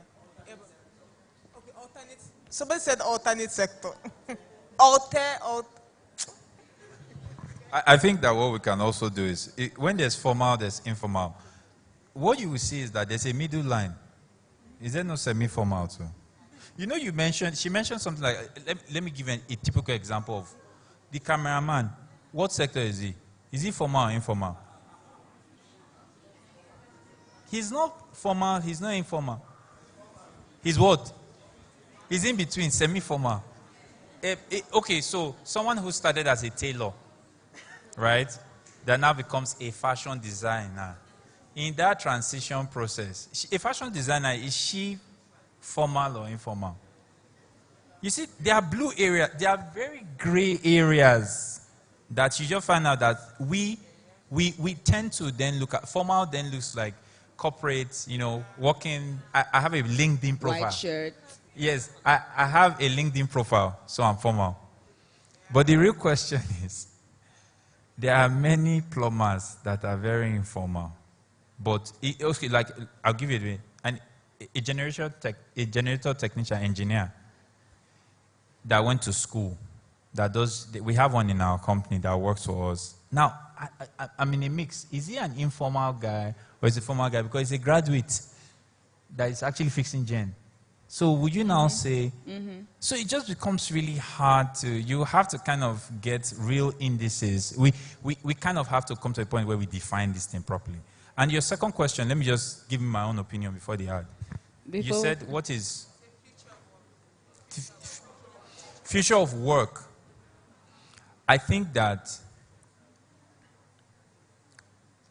work is anything that will bring value to a group of people or an individual. Period. That's what it will be. It will never exceed that. The future of work before was killing deers and bringing food to the table. The future of work is going to go forward, and it's still going to be the same value line. Do you bring value and do you get paid for it? That's what it's going to be. It's not going to be. That's what my own opinion. Did Busayo skip the question, or she's still going to answer the question? No. I mean, the person directed the question at Busayo. Yeah. Oh, she has. I don't have answer. No answer is the answer. Okay, Taiwo, would you take Mr. Ebenezer's question? Yes, thank you. So I think Mr. Ebenezer raised a very important point, which is this idea that Nigeria, we often think about Nigeria through the lens of our experience or through our sort of tribal definition. We all have to own the problem together. I grew up in Lagos. My mom is from Oyo State. My dad is from Osun State. But really, the problems in Zamfara are my problems. Nigeria is not going to grow faster than the North, right? It's just not going to happen. So we're all in this together. And as we think about solutions to the problems that we face, we have to be very aware that there are different parts of this country that are moving at different paces. But I also think that we also have to hold our leaders to account, right? We've got leaders in the North too. They have to show working. They have to show working. The same way the young people raise their voice all the time on all these issues, you've got to raise your voice and ask these leaders tough questions. But I completely agree with you. We cannot develop faster than the northern part of this country. It's not going to happen. I think there's a big awareness of that in public sector. I think a lot of programs are either squarely focused on the north or have a lot of investments going into the north as well. I don't see the north being forgotten as we drive the country forward. Aziz asked a question about what does future of work mean to you? I think it's digital first. I think it's youth driven. And that's our superpower in Nigeria here. But I also think it's global. No one should be thinking about building a small business in one small corner that will sell to just the people in the neighborhood. You should think about building a business where you win in your neighborhood, but where you can export. You can export across the border to Benin Republic. It's still an export, yes. Yeah. Right. Deborah raised a question about increasing government. I guess that's the definition of youth. I cannot promise you anything, but I think that a rising tide will lift all boats. At PEBEC, we are squarely focused on two things as we look at our ease of doing business work. Reforms that will drive productivity and reforms that will drive competitiveness.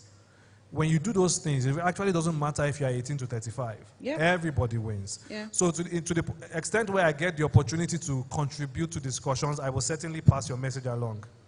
Right? But I think the larger conversation is that we must drive productivity and competitiveness of the entire economy. I just want to make sure I'm not missing anything. Sustainability of policies in the agricultural sector. I think I'll just end my comments on this. And this is a bit of an indictment of the private sector.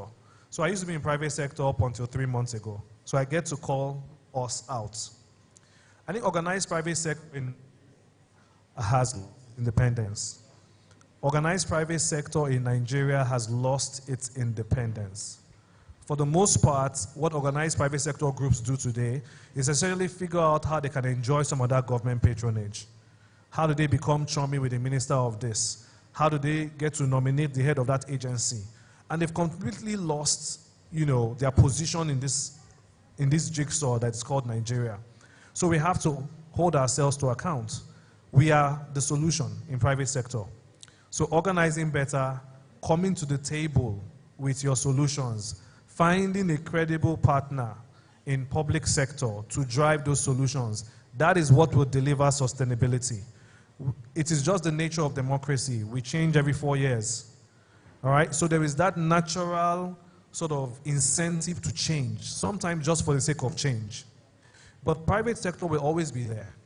How come policies around, say, cement manufacturing in Nigeria doesn't change as often? Because they know exactly what they want. And they go to government and are very serious, whether it's this party in government or that party in government, those policies tend to be much more stable. So the agricultural sector, for instance, has got to be better organized and has got to come to government with a coherent narrative on what it wants to achieve. I'll give you one last comment. Taiwo, in India, I was about to say, are you forming your own questions now, Taiwo? No. Okay. Because I don't get to hold private sector to account often, so I came prepared. I hear. So in India, the government raised taxes on farmers, and the farmers organized, and they shut down Delhi until the government backed down. And the same thing happened, I think it was Germany or France. No, in France. That's not going to happen in Nigeria. And so the solution to the question, sir, lies in the hands of the organized private sector, particularly in the agricultural sector. Thank you. To add to what he said, what he said is very important, especially on the private sector. I've already dragged Taiwo. And let me give you a perfect example. Crust is currently banking 125,000 farmers in partnership with Tribe Agric, right? And now we went to, I've worked major, to be honest, 8+ years. And then we went to these areas. And then the community leaders went to different communities, not just states, as saying Tribe Agric is the only government that they know. Tribe Agric is actually a private company. And why is Tribe Agric the only government that they know? Because Tribe Agric employed the people there, buys from there. Say, one of the communities, the guy's age is probably 90-something. This guy showed us a corn that they were able to harvest because of the seeds that they got from Tribe Agric, right? So it's very important. And for example, the mic is already saying it's time. Sorry, our banking forgive me, last one. Our banking officers are from these communities, right? So they understand these communities. We employ, we provide financing. See, right? But the private sector can actually provide loans to these communities. These northerners are entrepreneurial. They are smart. They are brilliant. They need financing, right? And that's what we do. So we encourage other private stakeholders to go there and do something. You to shake body. Thank you. So Mary has something to say, and she's promised to keep it short. So yeah, let's go. I won't let you cut me off this time, I promise. Yeah, so for me, because the question goes to everyone, the future of work, for me, first of all, is diversity and inclusion. Because diversity essentially is about embracing differences. And if you look at the core of many businesses that are successful, you can see diversity, whether it's in the mix of race or mix of, ethnicity, or mix of, gender, exactly, even age brackets, So diversity and inclusion is going to be very pivotal in the future of work. Secondly, collaboration is what rings in my head, because when you look at all the stakeholders, the government has a part to play. The private sector has a part to play. And then even the beneficiaries in the informal sector has a part to play. So what happens? Everybody needs to come to Jobberman, sit on this round table, collaborate rather than compete, and then we can achieve our results. I love it. Thank you, Mary.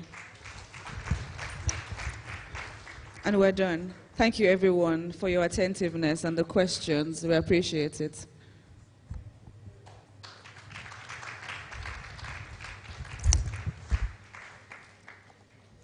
Please, can we have pictures, please? Please put your hands together for our moderator, our distinguished moderator and panelists. Please keep on clapping, people. Let's raise the energy. We have lunch, by the way, so just clap very well. Clap, clap, clap. We have lunch. Don't worry.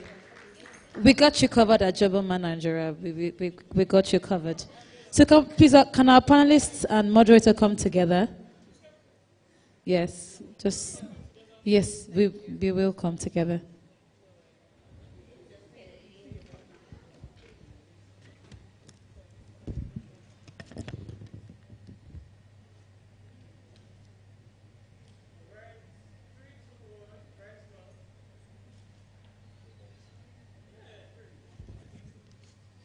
Please put your hands together once again for our panelists and our moderator. Now we're going to move on quickly to our breakout sessions, but just before that, I'd like to recognize some very amazing people who have been here from the beginning of today's event up until now. We have representatives from the Federal Ministry of Sports. Mrs. Salamatu Pana Yusuf, is she around? Can you please wave wherever you are? Please put your hands together for her, please. Thank you for coming all the way. We really appreciate it. And of course, we have Ms. Grace Yakubo Aring. She's also a rep from the Federal Ministry of Sports. Please put your hands together. Put your hands. Can we clap? Thank you. Okay, and of course, we have our representatives from the Federal Ministry of Labor and Employment. We have Ayimo Batitilayo Helen. Where is she? Can you please wave? Oh, she stepped out. And of course, we have Kingsley F. Young. Please put your hands together. They came from the Federal Ministry of Labor and Employment. And of course, they're stakeholders every time we have to talk about the informal sector or have to talk about work. And of course, we have the Country Director, Plan International Nigeria, Mr. Charles Usi. Can you please wave? Where is he? Mr. Charles Usi. Okay, he's probably outside. And of course, we have the Regional Sales Manager of FCMB, Mr. Amos Ukubise. Is he around? Please put your hands together, please. Thank you for coming. Okay, ladies and gentlemen, because of our time, we need to move on quickly. And of course, we have the breakout sessions. Now, if you know you have the yellow handband, let me see you wave at me. You have the yellow handband, okay? And that's for the agriculture room. When you step outside, don't go yet, relax, don't worry, because I need to introduce the panelist for that room, and her name is Samira Bello. She's the head of partnership at Thrive Agric. She has over 6 years of experience in the agri space and of course 8 years of experience in the community development space. So it would be lovely for you to just go over to the room. Just stand up quickly without causing any rancor and just move to the space. The ushers would also direct you as well. If you have the light blue handband, let me see you wave at me. Light blue, light blue, light blue. Light blue, light blue. There's a reason why I'm saying that. Light blue, exactly. That's for the creative breakout session. But don't go anywhere. We have to remain in the room because we realize that there are more of us than the other people from the other sector, and it will be coordinated. Or the panelists for that breakout room will be Mr. Ifeanyi Kalu. He is an award-winning Nigerian actor, filmmaker, and fashion designer, and in over 13 years of being a Nigerian actor, he has featured in more than 50 movies. Now, how many of us have seen this Ebony Life Netflix original, War? How many of us have seen that? He's that very cool guy that looks like all is well, but all is not really well. So just make sure that you stay back in the room, right, if you're on the creative part for the breakout room. And of course, if you have the dark blue band, let me see you wave at me. Dark blue, and that's for the digital. Please, Amy Song, he's the panelist for that room. So just rise up. You can stand up, and then the ushers will direct you. It's just outside. But if you're for the creative breakout room, please stay in the hall. But if you're for the digital and agricultural breakout room, please step outside, and the ushers will definitely direct you. Let's make that really quick. And please note that after your session, please come back into the hall because we'll have a debrief, and our CEO will speak to us. Right after that, we'll have our lunch. Please, let's make it really quick. And of course, for those of us that are for the creative session, we can just move in. You can move our seats right to the center of the hall, while other delegates that are part of the agriculture and digital space make their way to their different breakout rooms. Thank you. Emmanuel, can we have background music, please? Just before we start our session right here for the creative space. So can we please move to the center of the room? Can we please move to the center of the room before our panelists come up to take a session? Yeah. But please note that when it's time to move back, we'll go back to our spaces.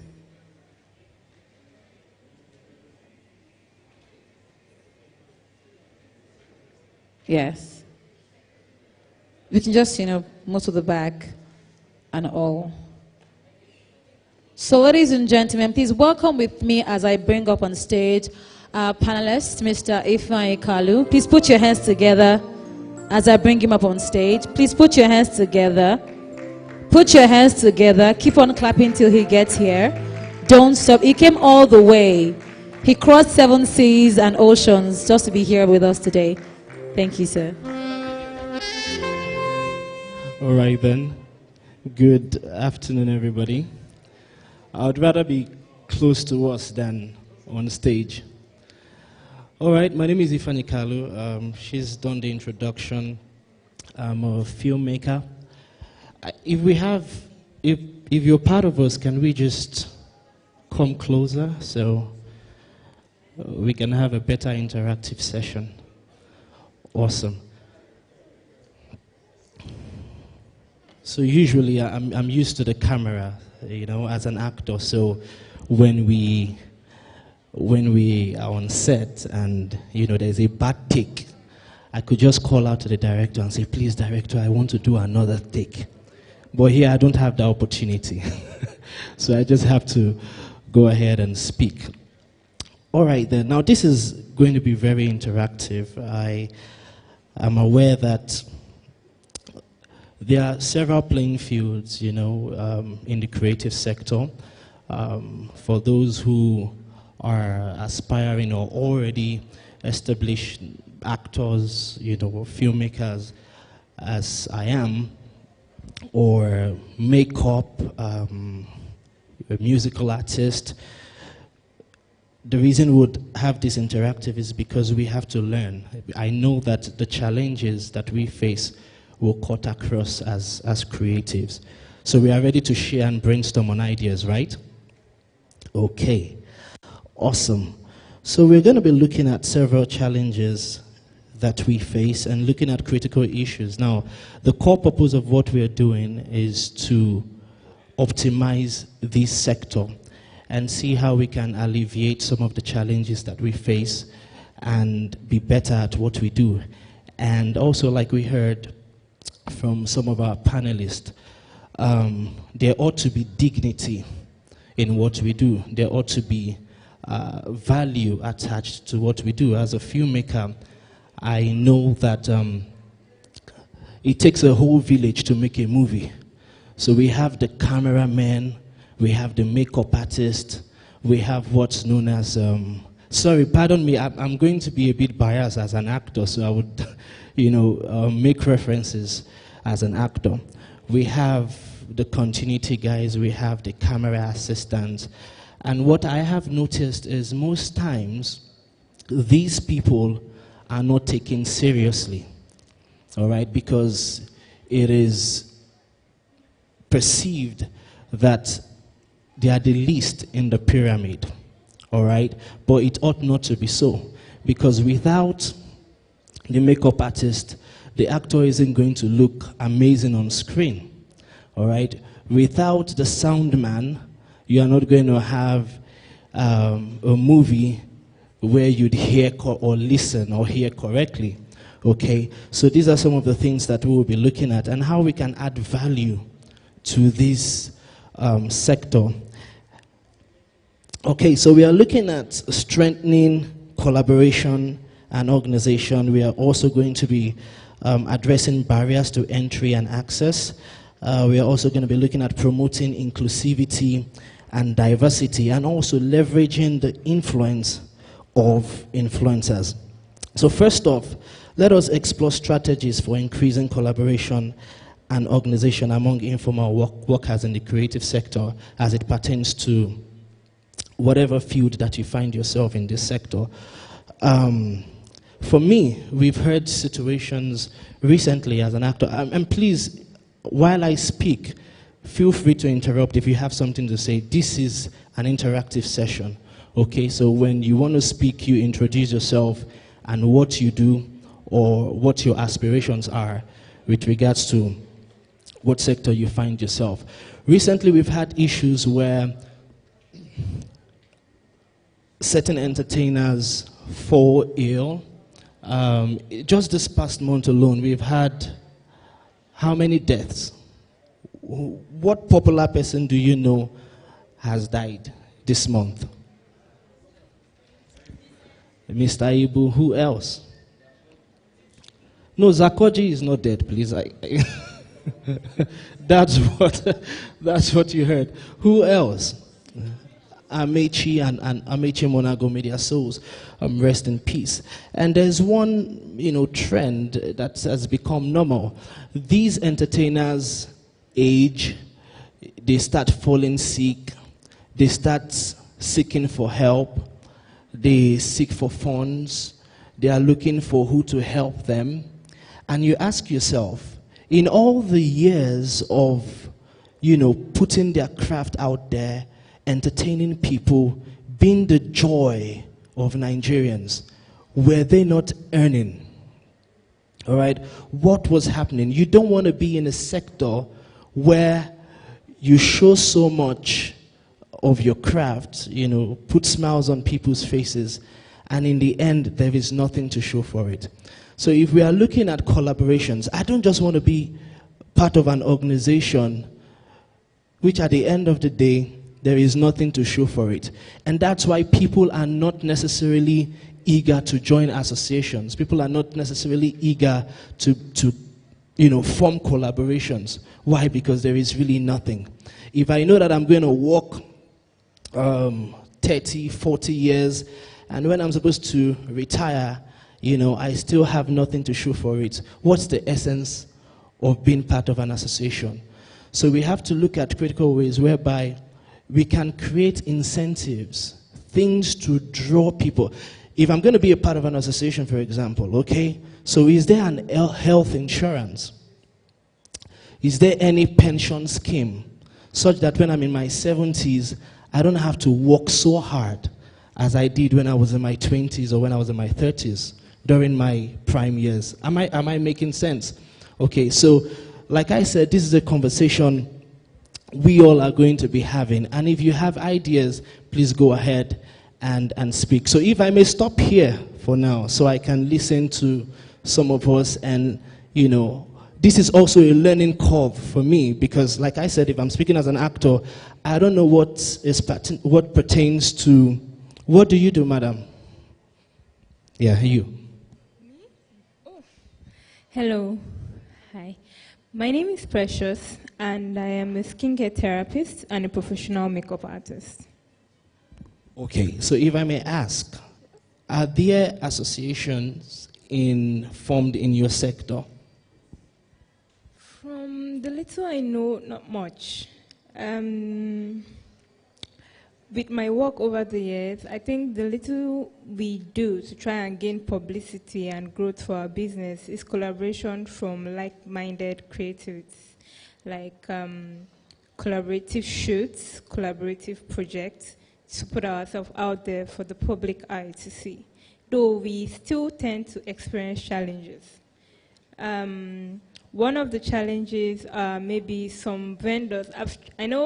I think earlier this year I tried to reach out to vendors like event planners and event decorators, though they were highly placed. but they didn't seem to take me serious. In fact, no one actually even responded back to me because, well, my page didn't look like it had the amount of followers they were looking for. But the right target audience was still on the page.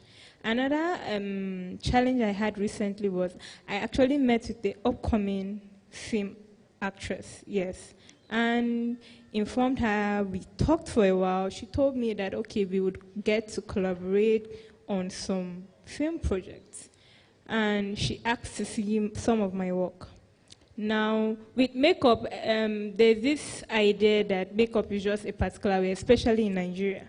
You know, from the things we see on social media, on Instagram, it has to look this way. And most of those things, the truth is they don't even know that they're actually edited works. Yeah. Yes, they are more of edited works. You don't get to see the back image. So I told her, I sent some of my pictures, edited or not, sent. And I even did some projects sent to her. She didn't really get back to me, but when she gave me her feedback, she was like, okay, she thinks that they are looking for more. And I said, okay, depending on what you're looking for, reach out to me when you can, and let's do a project. I would even do it freely, just to prove to you that I am the right person for the kind of jobs you want to do. She never got back to me. So I don't know what the challenge is there, but I know that that was what happened. So those are the challenges I face personally as a professional makeup artist. Thank you very much. Thank you. So basically, when we have associations and we have cooperatives that can, treat such issues, an association that can advocate for its workers, then it makes situations like this easier. All right. And one challenge that you spoke about that I can relate with will be, because I see things on social media, and in reality, the disparity, it's completely different. Thank you very much. Before going ahead, I'd like to ask, how many of us here are, what part of entertainment I'd like to know, creative sector? Anybody in the movies? Wow, I'm so alone.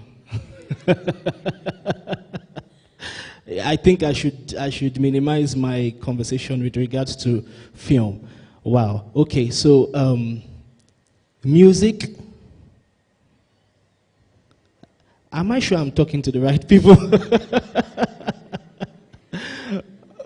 Okay. I know you are in makeup. Anybody in makeup? Glory. What's happening? Or are we all aspiring? Wow. Okay, so if you're aspiring, can I just hear who's an aspiring actor or a filmmaker? Go ahead, be bold. Scriptwriter. All right, who's an aspiring makeup artist? Wow. Why are we here? Okay, awesome. So, we would continue, and one very important aspect, like I said, I'll just try to minimize what I speak, what I say about film, but I know that this challenge is cut across. We've had issues where people have, complained about things like sexual harassment in my sector, for example, and people are scared to speak out. There's this fear that, if I come out and, speak my mind, I'm not going to have jobs.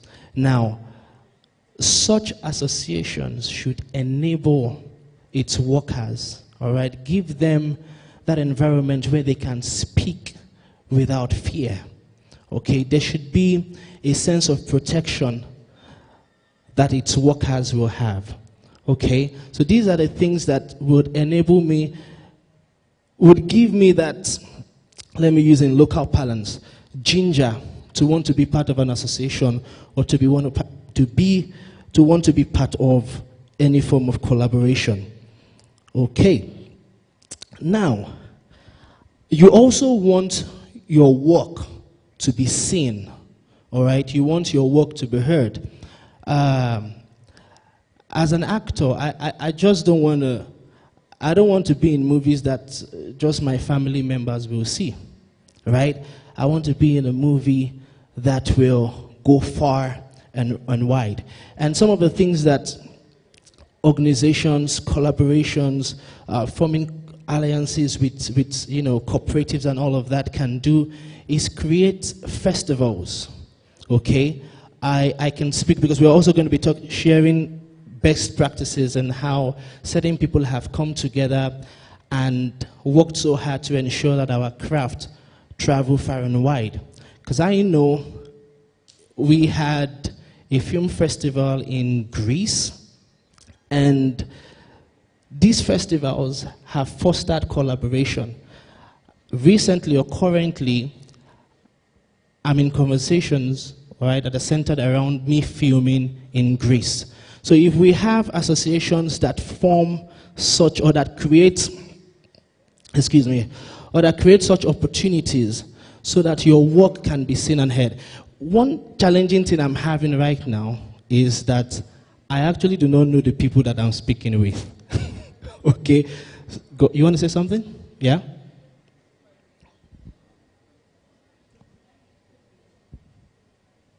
I think creativity is for people, depending on the PR this program had.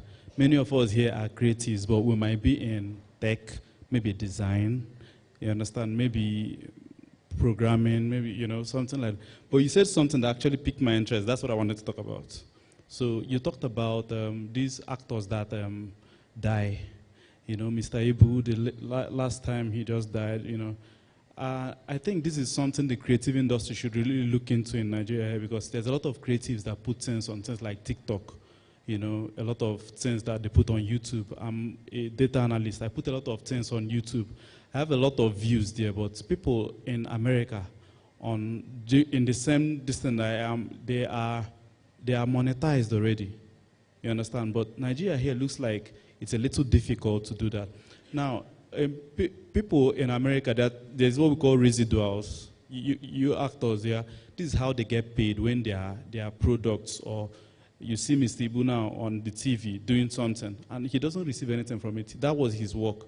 So depending on the individual contract or the union, yes, royalties, this is how they get their royalties. But are there policies or policy recommendations that creatives in Nigeria can push, you understand, that secures royalties around their works even when they stop working? You understand? I think it can address that thing that happens when they are maybe done acting, and if they didn't gather a lot of money, they may fall sick and start calling. That thing is very shameful to Nigerian creatives. So I think it can be a topic also. Thank you very much. So in this case, I mean, all we are doing here, okay, I'm not exactly proffering solutions, okay, because all of these would be collated, and we hope to have concrete implementation of everything that is done and said here. It's something that affects me as well, because I know that once my work is put out there, that is it, okay? I am not entitled to any royalty whatsoever. So we ought to look at cases where, as a creative, my work must always speak for me. My work must always pay, okay? My wife is a filmmaker as well. She produced the second most watched film in Africa last year, which is Before Valentine's. And I know how long it took her. I mean, that was someone's investment, okay? It wasn't like she was funded by, any governmental organization or international, community, as it were. But I know that she had tried to seek funding for film. And the collateral was out of this world. It didn't make any sense, okay? Outside Nigeria, what is done is that your IP, your intellectual property, is substantial enough to be collateral, such that if anything goes wrong, they can say, you know what, we are going to take this, your idea, we would use it, run with it, and, pay for whatever losses you may have incurred them. Okay, so please, moving forward, he spoke, you are, Obina, you are in tech, you design. Okay, do we have more people in that space here? Okay, so do you have any question, or you have a contribution, or you have something to say?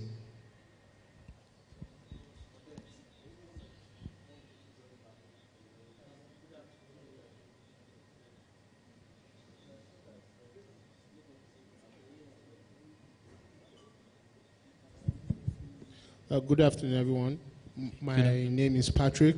I'm an entrepreneur. First, I would like to talk about Gloria's case, the dermatologist. Okay. And I also build on Obina's case. That is my own contribution. Prior to our meeting right now, I felt that we should have a database in Nigeria for all these artisans, or let's say people that fall within this particular line of business, or will I call it vocational work or skill. Yeah. Because even if you check when people are leaving the country, you see they don't go for formal jobs outside anymore. You see Canada is asking for welders, plumbers, people that clean toilets. And if you give me that opportunity, I'm going there to start from scratch. I'm being paid better. I have better incentives than here. I'm not recognized here. So I feel the federal government and all those other private sectors should come together, because we have the BVN, NIN, driver's license, voter's card. All this data is out there. So they cannot say that they don't have the information, or they don't have our information. The banks have our information. So there should be this database for each and every one of us to fall into these particular categories, so that it will be simple. Like, if I go online and maybe somebody is looking for a plumber, I can just simply say, okay, this is my work, this is where I am. You give my ratings, like how you request for a boat.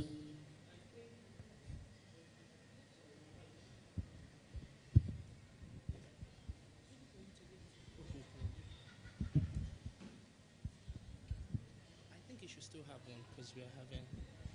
Okay. I think there are platforms that handle that already, all right?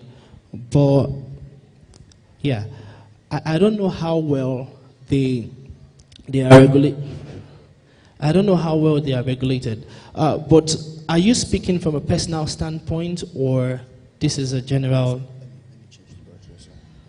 Yeah, are you speaking from a personal standpoint? Well, I'm speaking both from a personal standpoint and generally, because if you decide to check the statistics of most of these vocational skills, or if you go online, you hardly find, like for your own field, if you want to shoot a movie, I'll ask, is it very easy for you to find costume designers for your movie, or you still have to go around, start looking for tailors to sew a particular kind of maybe regalia or stunt doubles? Do you go online and say, okay, this person is into stunt double work for a movie, or it's just out there, or you have to go and do your own independent research? These things, these are things that happen every day. And like they said also, for a vulcanizer, what is his job? Just to change your car tires. But check it internationally, Formula 1. It's not the same thing that those guys are doing that they too are doing. So we have to look at this thing critically, because it's not out there. I'll just, from my own point of view, somebody can say another thing, but from my own point of view. Thank you. Does anybody have anything to say with regards to what he said? Okay. So I think we have to shift. Sorry? You have something to say? Okay, yeah, sorry, you raised your hand. Sorry, let's... Thank you very much for this opportunity. Actually, my name is Achime Dennis Dominic. I'm into tech. I'm a computer person. So I sell, I repair, and I teach. There's something I just want to say. You talk about, this, we are all a creative group. What I want to say is that if you check very well, every one of us seated here now, we are looking for one way or the other to project what we do. And you have to be creative to do that. That makes it, makes all of us, I just want to say that makes it, makes us all creative. So, as it is now, if peradventure you are, whether you are a stylist or maybe you are a maybe makeup artist, for you to show yourself, or rather for you to project what you do online, you have to be creative. That's number one. And number two, what I want to say is this. I want the government to, because a lot of Nigerians today, they are somehow tired the way they felt that there's this gap between them and the government. And a lot of them, they are trying to showcase what they do, whether through singing, whether through their plumbing work, whether through the what they sell. But I just want the government to see how they can come in so that it will be very easy for them to do. Because I have a lot of people who have, one way or the other, projected themselves so much. They have a lot of followers, which have been giving them money, but they cannot actually monetize their page or what they do online because they are in Nigeria. So I just want, with the help of a Jobman and every other person that is here, if there is a way they can collaborate with the government for them to come and see how they can work with whether mentor or people in charge, so that it will be easy. I believe with that, it will reduce a lot of this unemployment issue. Okay, thank you. I think that one common, I'm coming to you. I think one common goal or question here or contribution is that as creatives, we want to be seen. Okay, am I right? We want to be seen, we want to be heard. And I'd like to also put this in another perspective. I'll give an example. A brother of mine, when I was in the UK last year, and he had a fight with his wife. Okay, so this is not like a serious fight, okay? What happened? His wife had dropped a ball inside the toilet, okay? The toilet got blocked, nobody could use it, and it was a problem, okay? And the issue was, I'm not going to be the one to pay the plumber to take that thing off. Why? Because it cost almost £1,000 to do that, okay? Now, we ought to, my point here is, what value as creatives, what value do we put into our work? Because sometimes we want people to respect us so much so, but we don't even respect ourselves. We don't even see ourselves as people who do dignified labor. We don't see ourselves as people who dignify what we do. Okay? So we ought to shift. There ought to be a paradigm shift. So I'm not part of people's life just to make their lives easy, all right? I'm part of their lives because I'm an intricate part of it. In whatever you do, okay, as a creative, as a tech guy, a designer, or whatsoever. So add so much value. I know that my brother probably was thinking, in Nigeria, I won't be spending around 800,000 to just take over. So I'm just going to call one guy that's just going to put his hand inside that thing. But even those guys over there who do this kind of job see value in what they do. It's serious job.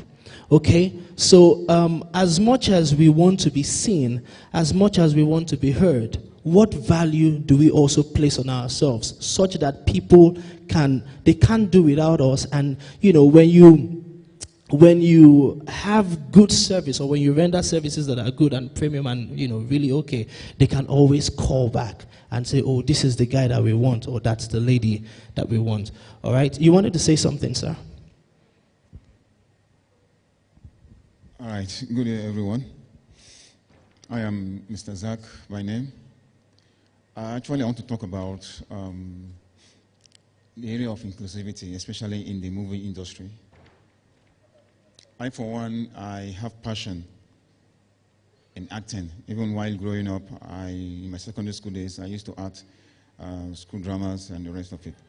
So I developed this passion for being an actor, maybe later in the future when I grow up.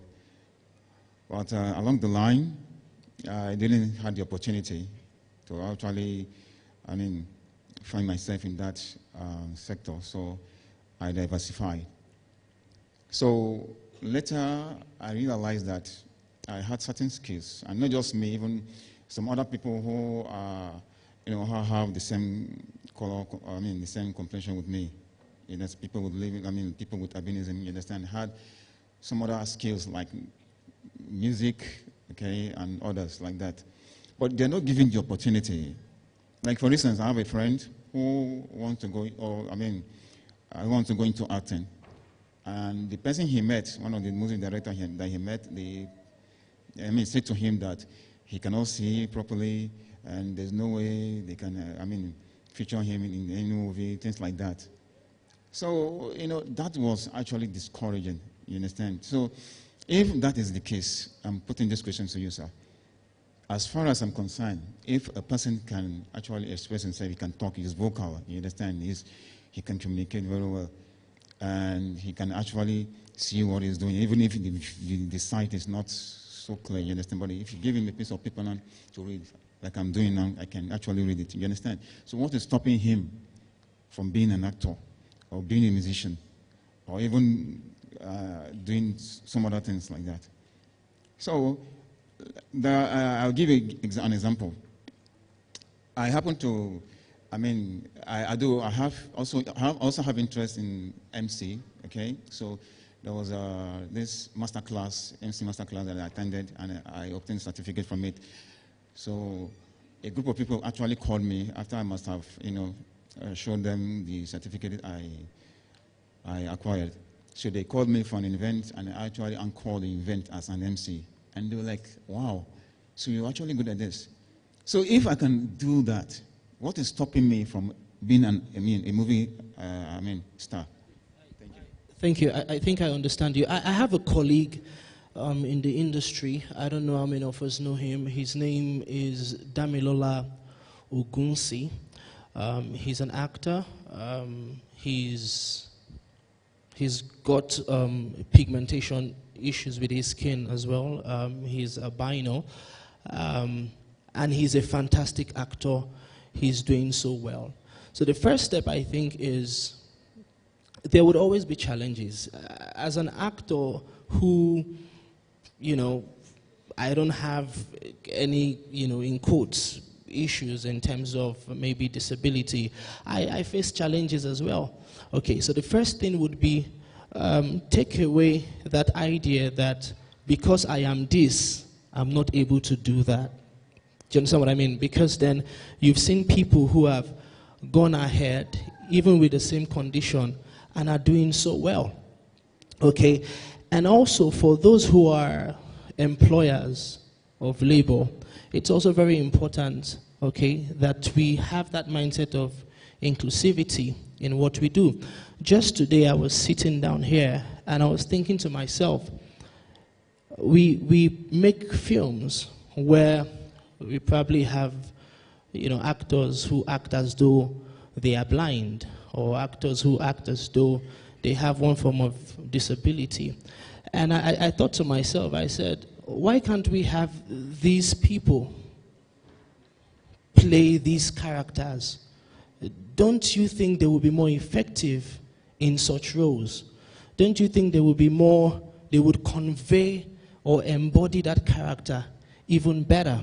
So then I'm thinking to myself, inclusivity in the creative sector should take a different turn, another level. Let's have these people, rather than have someone act as though he's visually impaired, let's have someone who is visually impaired in the film. It would make much sense.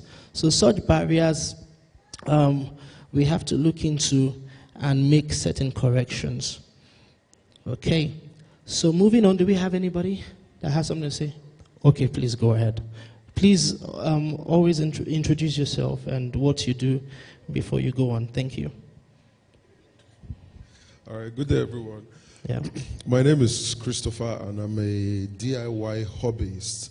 I don't do it as a business. What DIY what? Yeah, do it yourself. I fix my stuff myself. Okay. I build things, I create things. Oh, great. For my use personally. So I want to start from my brother here, from what he said. There is one common thing artisans or persons in the informal sector in Nigeria tend to do.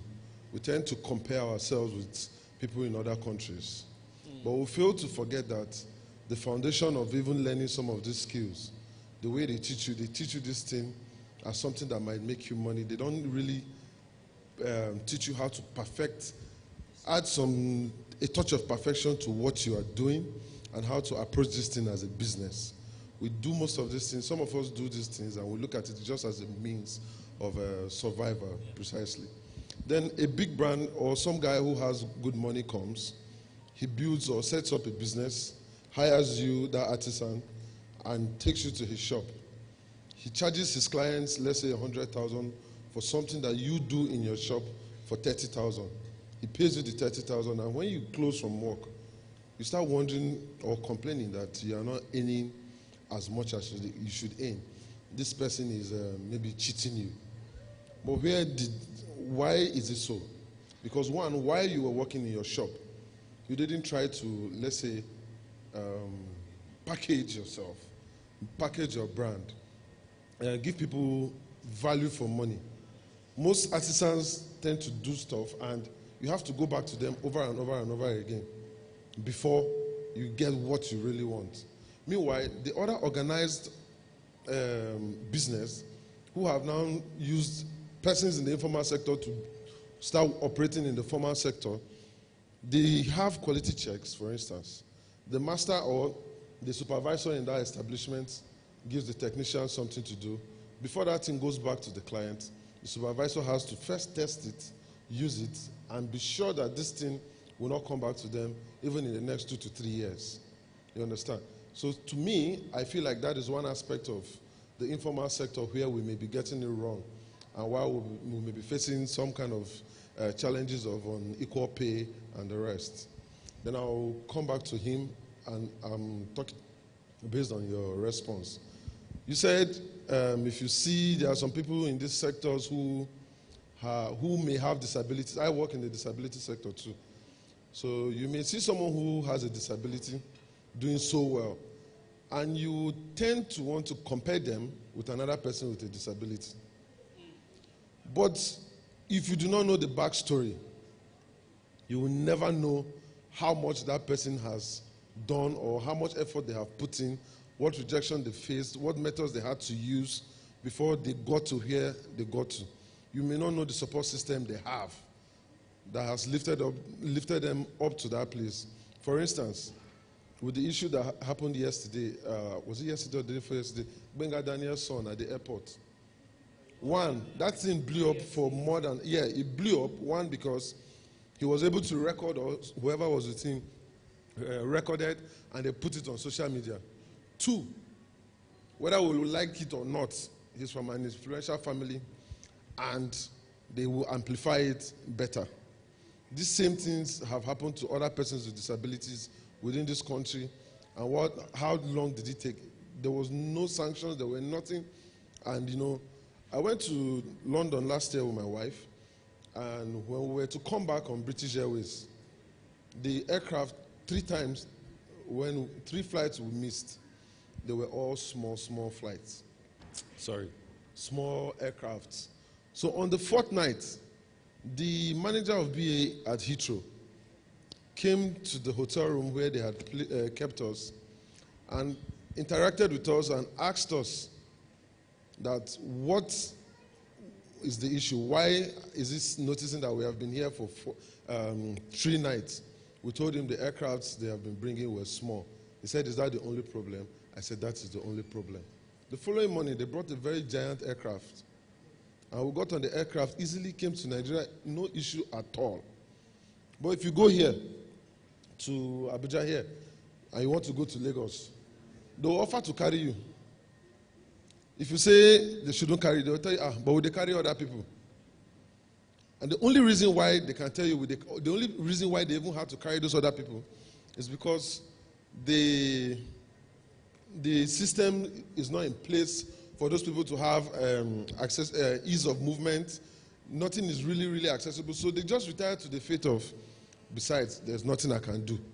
They will just have to carry me. You understand? So this comparison of, because this person has a disability and is this highly placed, you have a disability, you can also do it. There's always, people are quick to tell you there's ability in disability. But they fail to understand that besides that, you never really know the true story of how somebody got to where they got to, even with their disability or without it. Yeah, I think the major point here would be, your disability should not be a reason for laziness.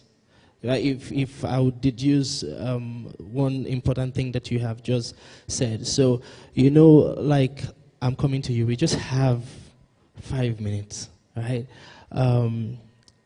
Like one of the panelists, had spoken about how people with disabilities are just categorized, as one, you get it. So basically, whatever, and also, before I forget this, before I lose my train of thought, the first thing you spoke about, the foundation is key when learning in whatever field you find yourself. Someone spoke about how they would rather go get a tiler in Cotonou, to come do tiling work than use someone who is here in Nigeria. And that's because, like we spoke, I was speaking with my brother Aaron the other time, or earlier today.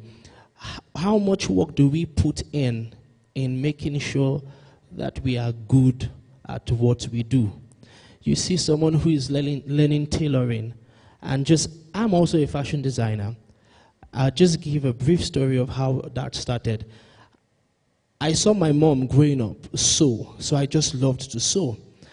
And then I was already a celebrity when I said to myself, you know what, I'm going to go by the roadside. There's some tailor guy by the roadside who's very good. I'm going to go there and learn. And then I went there, and for the first 6 months, all I was doing was going to buy thread and needle. That was all I was doing. And I did not mind because I knew what I wanted. Okay, so after about 6 months, I now started learning how to pedal, how to pedal the machine. So after I pedaled the machine for like 2 weeks, I started learning how to sew with paper, and then I was able to sew. I can handle any machine. After a while, I thought to myself, I went online to see how I can improve even further. And then I realized everything I saw online was totally different from what the roadside guy was teaching me. I realized that there was so much about fashion. I started hearing things like patterns, dart manipulation, added fullness, contouring. And I said to myself, no, there is more to this than meets the eye. So I decided and said, you know what? I will save up and go to a proper fashion school. And I went to a proper fashion school and I learned fashion the way it ought to be. Now, I'm saying this because I could have said to myself, after I learned at that roadside place, I'm good, I'm okay. But it took me time. It took me months. It took me years. Okay? So sometimes we complain how badly we are treated without realizing that we were not properly, groomed and trained for what we do. Okay? So this has nothing to do. Speaking also about, those with disabilities, you can train and be better. And employers of labor do not say because this person has this or that person has that, he won't work, to his or her optimal level. Like, speaking towards the direction of what you said. Okay, I think do we have more questions or more contributions? Let me just know. So I just know we have you, just two. Okay, we can have those two and call it a day. Yeah, thank you. Hello everyone, my name is Emmanuel. I am a TikToker, Instagram content creator. I was going to talk about that as well, but I would touch on that briefly. Okay, so basically my issue, and I am an aspiring actor as well, but then the issue is how there's a lot of nepotism in the acting industry.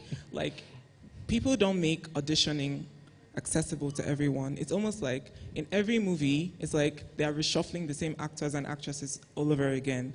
And sometimes when you eventually see new talents, it's like, where did they come from? Like, when was the opportunity for them to actually audition? Like, they make opportunities to audition very niche. Like, you have to be in a certain place to, you know, be able to do it, and it kind of screams nepotism. And also, someone said something about people with disabilities. So let me just narrow it down with people who are unconventional, like let's say plus-sized people, people with skin conditions, people who are vertically challenged. It's like in the movie industry, they put them in a box. They try to make their entirety about that particular condition. I mean, sure, it makes sense that your physical attributes would make you more suitable for a role, but then it doesn't mean that just because you are vertically challenged, you have to be that clown in like every single movie. Do you get what I'm trying to say? So it's not nice, and it's not very encouraging to other people who want to get into the industry. Thank you. Okay, speaking of auditions, sorry.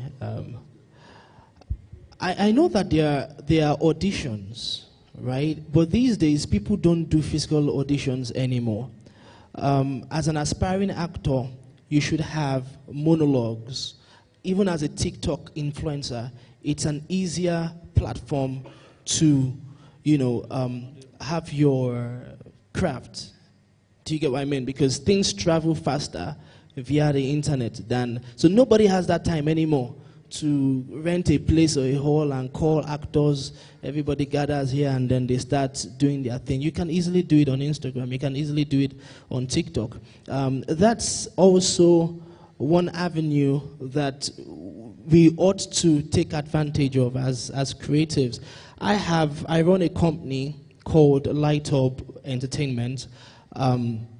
So what we do basically, we just work within the terrain of low budget films, and we just upload on YouTube. And one of the things that I do to promote my movie, this could work for, some of us here, regardless, you don't have to be a filmmaker. So I know that there are influencers on TikTok, there are influencers on Facebook. So all I have to do is contact these guys, pay them. It's usually not a lot of money, maybe 20,000 or 30,000 naira. And they just put up that link of the movie I've produced that's on YouTube, on Facebook. And because they have millions of subscribers on Facebook, these people easily have access to my movie. So they click on that link, the link takes them to my YouTube page, they watch the movie, and I'm being paid by YouTube. All right, that's how I take advantage of influencers in promoting and in, making more money. So, what was the second thing you said? So there is no, I mean, I would have a bias for film and Nollywood in particular. You would find a bit of discrimination here and there, but it's not the order of the day. All right, I feel like the Nollywood industry has immensely contributed to creating jobs for people, whether as actors or whether you're working behind the scene. And that aside, for those of us who are interested in the movies, all right, please feel free and come to me when we are done. We can talk about that, and I'll see how I can, offer as much help that I can, even though I don't stay in Abuja. All right. So, yeah, you have something to say, and then we'll round up. All right. Did I answer your question? Are you okay? Are you satisfied? Because you don't seem satisfied. Good afternoon, and thank you so much for your feedback and input so far. My name is Godson. I'm a product manager, and I work around the IT sector so much. So I just wanted to point out a few things I realize that most of our contributions has just been within and encircling around a few areas. One is closed communities and non-inclusivity, just like you mentioned. Talking about closed communities, I mean, I know you are in the movie, the film industry, and one thing I know for sure is that we have these unions, these associations, and we don't see a lot of their presence as per profiling. I want to go online and see your profile. I want to go online and see the profile of a lot of other, actors, and how I can also reach them. I don't need to get on LinkedIn to find such data available. So there should be a simple profiling system where your information and for these closed communities where we can find them and easily have access, and maybe create a portal for reach out. I think that kind of explains that too. So we don't have that, and it's, would I say, it's a down, it's placed down on the concept of communities. But if we can create such things, I think it would, activate more conversations. That's one. Then you mentioned a while ago about your wife, working on one of the best movies for last year. And trust me, there are many, wealthy young Nigerians who are willing to vest to participate in movies or projects like that. And maybe you don't know them. It could just be my uncle. And then who is ready and willing to, yeah, I'm just giving an instance. But such things happen because we don't have a local platform for vesting. We don't encourage local investment where we can, before you make early announcements for projects, for, the advanced communities, you're trying to get a movie out there, you can announce that this is what you're working on, and then you find investors coming in to do that and asking you what is their stake. We don't have that in Nigeria. If we have platforms where we can do simple vesting, talk about projects, and also understand whatever is the aggregate of, what the outcomes might be, I'm sure there are many people who will be interested in this sector. I don't know if you resonate with what I'm saying. And next is, he mentioned formalization of processes. And I believe that is one thing. There is this thing we do about, we find interest and passion with international brands or systems that work. People are more interested in going on Fiverr and the rest of them. But there are many local platforms. But because we tend to kind of want to play down on our own, we don't see these things see the light of a greater day. So if we can, make noise about what we have, bring in organizations, even Jobberman, Mastercard, to activate better brands, local brands. I've been part of projects where we have organizations from outside here find more interest in Nigeria and the young ideas and are willing to promote them even more than our own people. So there is a poor cultural heritage where we do not even pronounce or identify with what we have. We are more interested in what is coming from outside here, and we tend to want to give a voice to what is international than what is local. Awesome. Thank you for that contribution. It still boils down to how that we have to be seen. I know during the COVID-19, maybe I was just aloof. I didn't know what was happening, and after the whole experience, then I realized that we are not open, or we don't have that much information open to people, because then I realized there were grants that were being given to filmmakers, fashion designers, and where was I? So I think that these things should be, we should have these informations at our beck and call, and also we should rightly position ourselves to take advantage of these opportunities. Okay, time is fast spent. One more, okay, please go ahead. Afternoon, everyone. My name is Aaron, and I was interested in one, because Ike was speaking, and secondly, because it's the space for creatives, and I thought original and mind-blowing ideas would be flowing in a space that has creatives gathered, right? Because the original definition of the term, the people that are able to generate innovative ideas. And it's the reason why tech companies have creatives as part of their portfolio, because they want to know how to turn hard math and data into good-looking graphic designs or applications that people can use, and even a market woman can understand how to use the OPay platform. So designed by creatives themselves and not the techies, right? And I hear stuff around, oh, there's been discrimination of maybe an albino sect. You pick up the camera and then you shoot movies for the albino sects, right? Because those ones are going to be happy that finally there's a movie that caters to us. You see a platform that is not existing, you take up your laptop and you build that platform that is not existing. And this is the concept of original and novel ideas, and it's the reason why the informal sector exists. My biggest concern is if we begin to regulate informal sector and make it formal, it loses its ability to innovate. Because then you begin to jump through hoops. You need this tax clearance, you need this certification, you need this, you need that.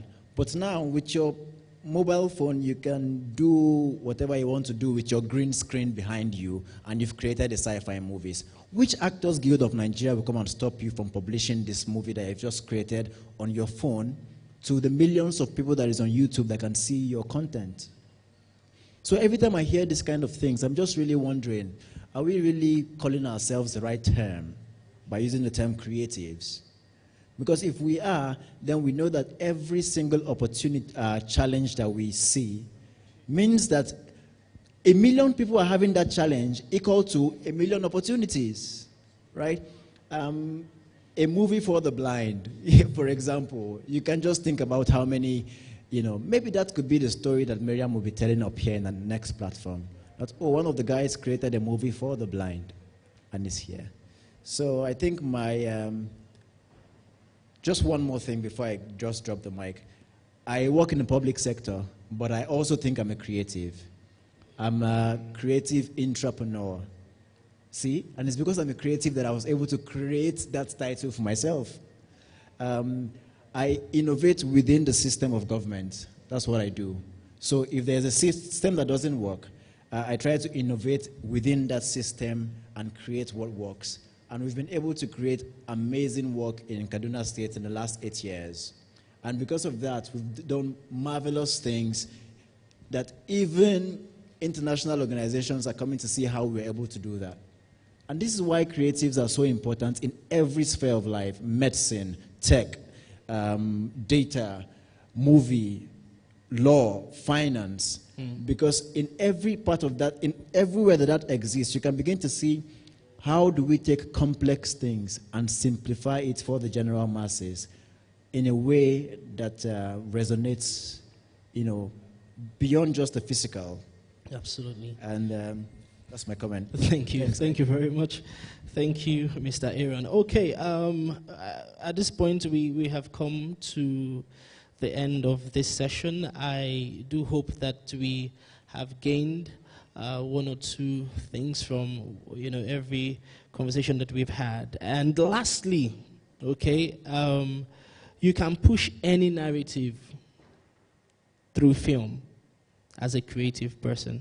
Any narrative. We shape culture. We shape trends. All right. So whatever you do, just know that this sector is one that you can't exhaust the use of it and how important this can help even the formal sector. So it's been a privilege to stand here and speak to beautiful minds. Thank every one of you for giving me audience. We will hopefully see again. Thank you very much, and God bless you.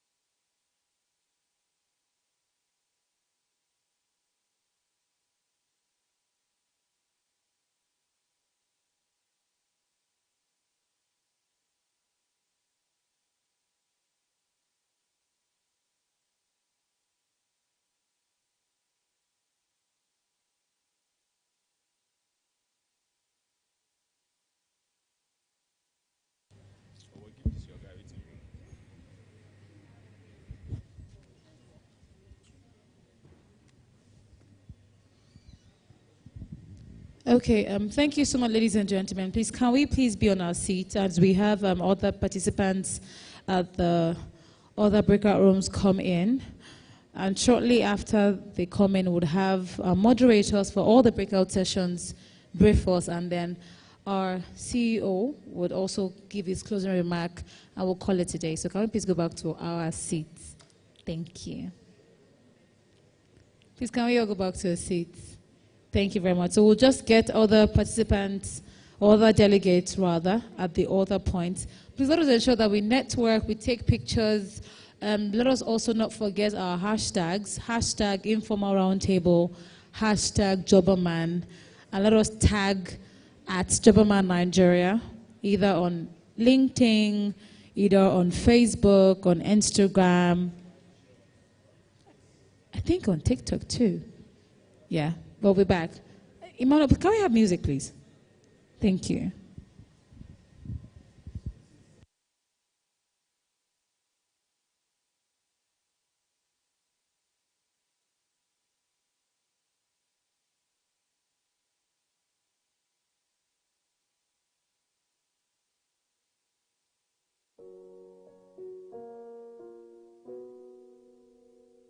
I took the supermarket flyers from the windowsill.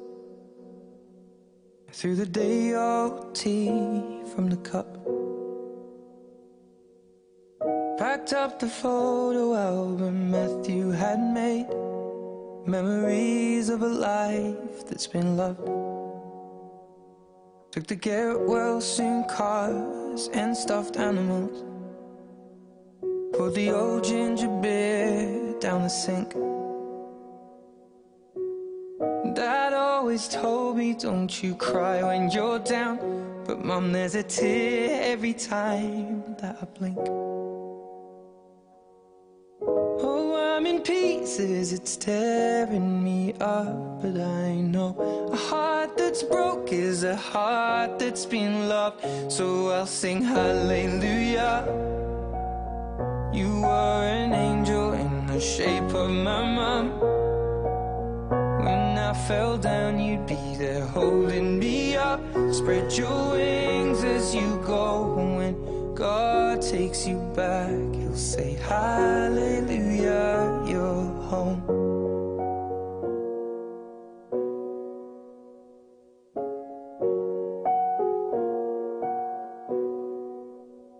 I fluffed the pillows, made the bed, stacked the chairs up, folded your nightgowns neatly in a case. John said he'd drive, then put his hand on my cheek and wiped a tear from the side of my face. And I hope that I see the world as you did, 'cause I know a life with love is a life that's been lived. So I'll sing hallelujah. You were an angel in the shape of my mom. When I fell down, you'd be there holding me up. Spread your wings as you go. And when God takes you back, He'll say hallelujah, you're home.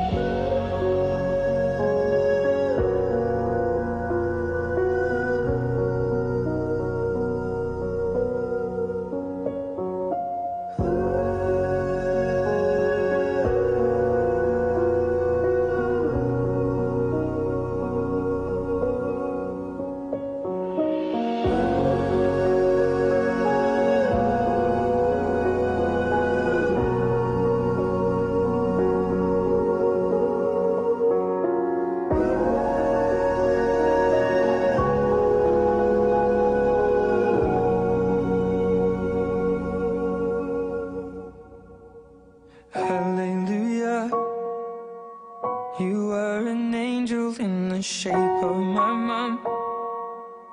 You got to see the person I have become. Spread your wings and I know that when God took you back, He said hallelujah, you're home.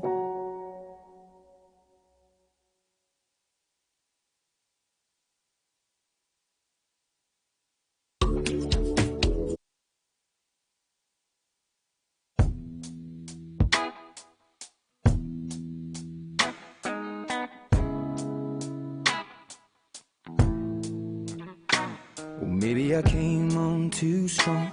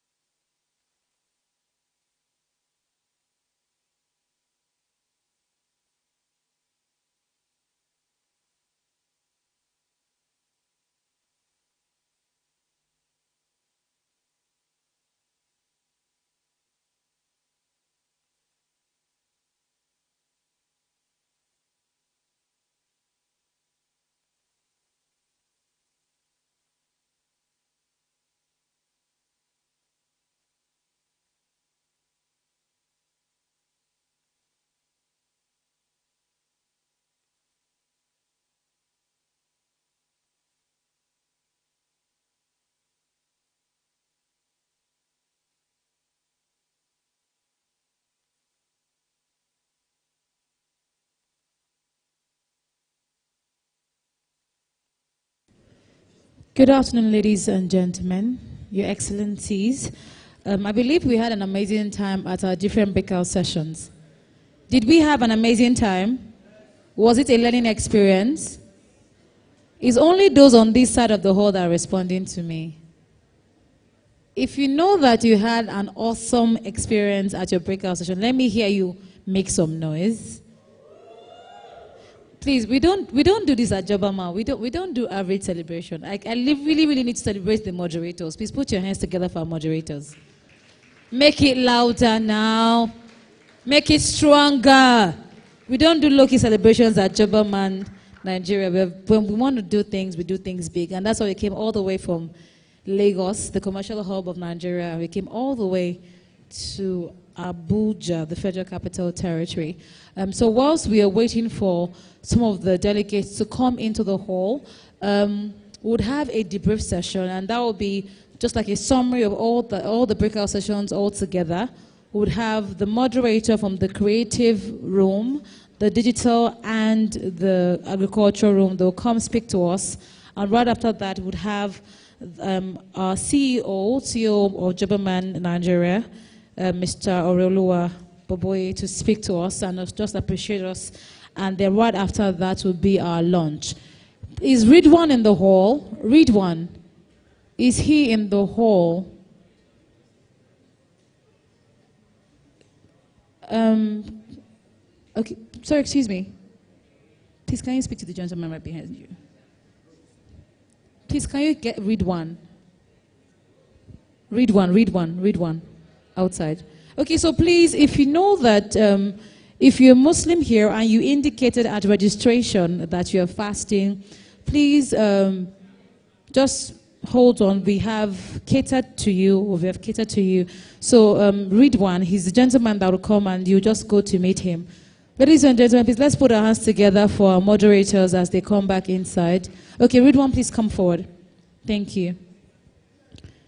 So to our Muslim sisters and brothers that indicated at the registration that they are fasting, the gentleman in the white shirt and the gray pants, looking all fine and handsome, even worse is fasting, but it's good. I mean, that's what fasting does to you. You just look very fine. You look fine and fresher. Okay, so please, if you indicated at the registration desk that you're fasting, please make sure you meet Mr. Ridwan. He would attend to you accordingly.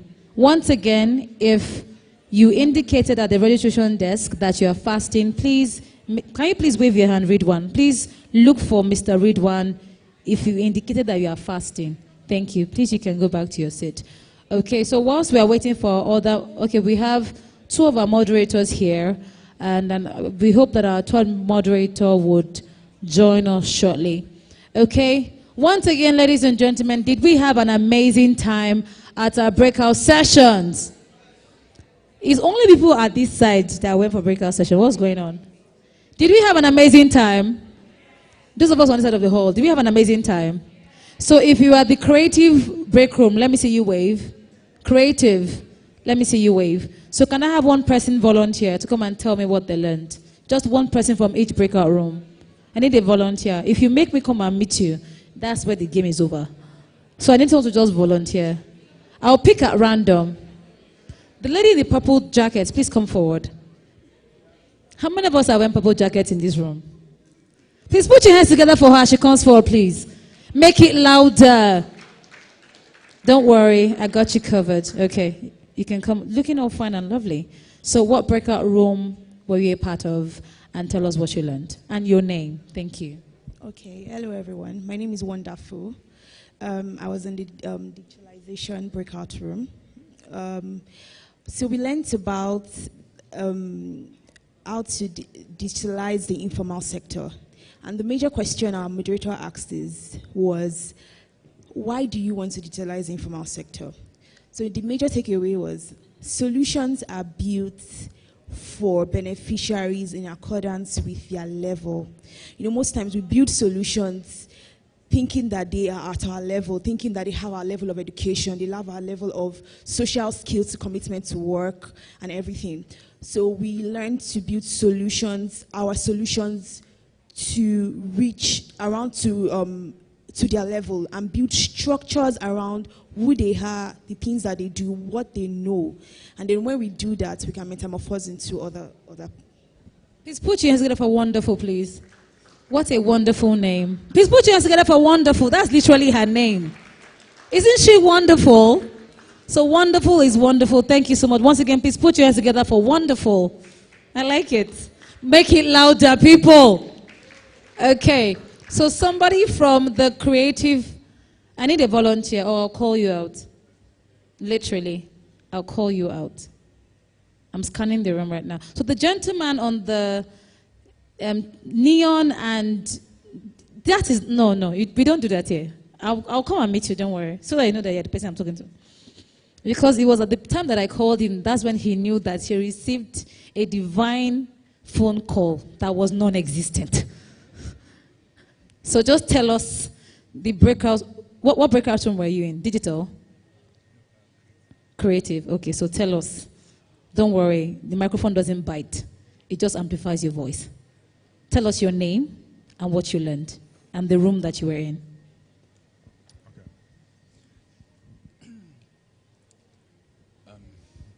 Good afternoon, everybody. My name is Alex Oda, and I was in the creative session with Mr. Ifeanyi Kalu.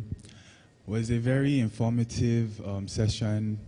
We spoke about the different challenges and also opportunities in the creative sector, and yeah, it was a very interesting session. Thank you. Please put your hands together for him, please. Make it louder. Okay, so anyone from the agricultural... See, that's why we in agriculture, we are not shy, we are very bold. We tell you as it is. Thank you very much. Please tell us your name, the breakout room. I mean, I know I've highlighted it, but you can just say it, and then of course what you learned. Thank you. Good afternoon, everyone. My name is Chiamaka Peace Eze, and from the agricultural sector. Can you use the microphone properly? Yes. Okay, please go on. Okay, good afternoon, everyone. My name is Chiamaka Peace Eze. I was in the agricultural sector discussion class, and we talked about a couple of things, which included the challenges and innovations in agriculture. We talked about technology adoption. We talked about being able to become agriculturally smart, that's including smart practices, and we also looked at capacity development, data and statistics, amidst every other thing. It was actually a very wonderful section, very expressive section. We had an opportunity to really dive into the real talks in agriculture and how we as individual agricultural practitioners can also contribute to getting agriculture on a better leverage in Nigeria. Thank you. Please put your hands together. Thank you so much. That was very bold and audacious. So can I have our moderators? We'll start with Samira Bello to just debrief us, just give us, Samira, I'm so sorry. Please put your hands together for my moderator, please. Agriculture breakout room, was she amazing? Was she amazing or what? Make some noise, celebrate your moderator. Okay, just so that you are comfortable, you can stay there because the way she looked at me like, Lady J, don't try it. I cannot come up on stage. Please, over to you, Samira. Okay, thank you very much. And then I take my bow to all the people that joined the agricultural sector. Thank you very much for having a very wonderful section. I was just telling Ifeanyi here that it was really overwhelming. Every single person wanted to talk, and it was really interesting and interactive. I also learned a lot, and my colleague here learned a lot. And one thing we'll say is, part of the things is, in terms of inclusion, Thrive Agri here will try to adopt inclusivity, especially for persons with disabilities. I know that most of the time, we talk about inclusion, but we don't really sit down to say, what are the steps we need to take to ensure adoption? Don't worry, they understand what I'm saying. Adoption. So that's one thing I want to say. But in the agricultural space, I will just say one or two things. We talked about the problems within the space, and there was a lot of problems in terms of capacity development, data, access, finance, inclusion, government, and then training. And in terms of solutions, we talked about solutions for climate, in terms of solar, We talked about solutions in terms of policy adoption and policy review, adoption and implementation. We also talked about inclusion in terms of persons with disability and women inclusion. And then within this space, do you want to add anything? What did you talk about again? Okay, yes. Then we talked about collaboration, community development, cooperative development. Thank you so much. Please put your hands together for a moderator, please. Samira Bello, we say thank you for your time. Okay, so can we please pass the microphone to Mr. Ifeanyi Kalu? Creatives, rep your moderator. Creatives, rep. Creatives, rep. Make it louder. Hey, that's how we do it. All right, thank you very much. We spoke about a lot from the limited knowledge of existing associations.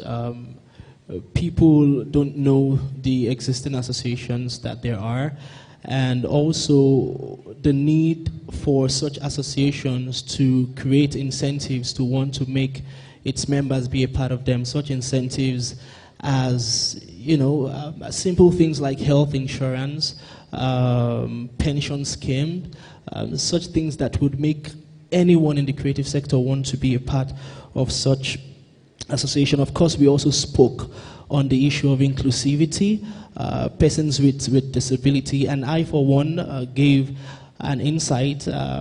What I would say is very necessary and important for us to adopt in that sector, rather than have actors who will act as people who have certain disabilities. Why don't we have the real people do the real thing? Because I believe they can embody the character even better than actors who try to act like they are visually impaired, or, so. And personally, I'll take it upon myself to see, as a filmmaker, that we have more people with disability be a part of, speaking as a filmmaker, so I have a bias for film. So I'll try as much as I can personally to see that I bring in people with disabilities as part of the movie making process. Yeah. Also, we looked at one of the audience had complained or expressed his concerns about nepotism in the movie industry, and how that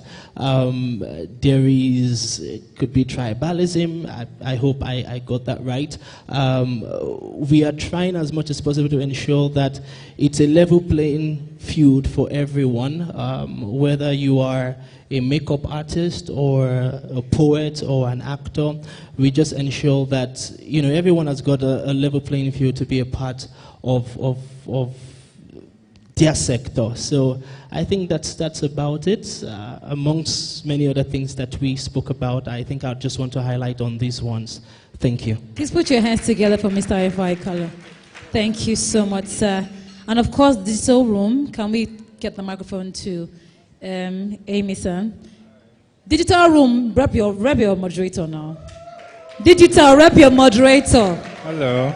Your moderator almost did not stop. I had to beg. Please, rep your moderator. You want to fight? I'm a woman of peace, please. Thank you. So we had a very, very exciting, our room was very exciting, because at first, I think I will talk about it from the context of how we started to where it ended up. First I said something. I said, let's try and be informal here as much as possible. Let's be real. Let's say what it really is, not what we think should be. And soon enough, we started speaking about, we spoke about, building digital solutions for the informal sector in real time, not assuming what they want, but actually going to those places, understanding what they need, and actually building in that regard. And that conversation dovetailed to what are the problem crises that people faced while trying to build a product. There's a friend of mine here that even mentioned how, they built a mobile app like Uber, but soon enough discovered it won't work because it's the same informal guy that you haven't trained or done anything for that is going to go to that house. If you install a tap in the parlor, do you understand? So we talked about all of that and how we won't put the cart before the horse, and we'll go, in order to build solutions properly, we would do it the right way. Then I think finally what we spoke about is being original in how we gather our data. That is very important for us to have a central data point for every single thing. I think that's what we have done. Thank you, guys. Please put your hands together for your moderator. Thank you so much, Amy-san, for your time. Thank you. Even though, don't let me go back there. I just hope that I'm not waylaid on my way to the airport. Okay, so ladies and gentlemen, distinguished ladies and gentlemen, your excellencies, I'm happy to tell you that we are literally coming to the end of today's event, and it's a delight and a pleasure to bring up this particular gentleman for the closing remarks. He is our CEO, the CEO of Jobberman Nigeria. He's the reason why we all sit in this room, you know, making sure that we have the right panelists, ensuring that, okay, everybody's running on smoothly and calmly. And he just, if you walk past him, you won't even know that he's the CEO. But he's a very powerful man with a few words. Ladies and gentlemen, please give so much warmth and love for my boss, Mr. Oroluwa Boboye, as he comes for the closing. Please make some noise for my boss. Exactly, make it louder. Make some noise, yeah. You're welcome, sir. Thank you. Standing on all existing protocol, I'm going to make this very short because I know that it's been a long day. Someone agrees with me there. First of all, I want to say a big thank you to each and every one of you. This is a pathway to nation building, and I'm happy that we all contributed to that. When we were trying to put this together, we had three things in mind at that point. Number one was that, you know, we had put together this body of work. You know, we're in the middle of publishing our research on the informal sector, and we had some initial findings. So this was an opportunity for us to either validate or disapprove some of those initial findings.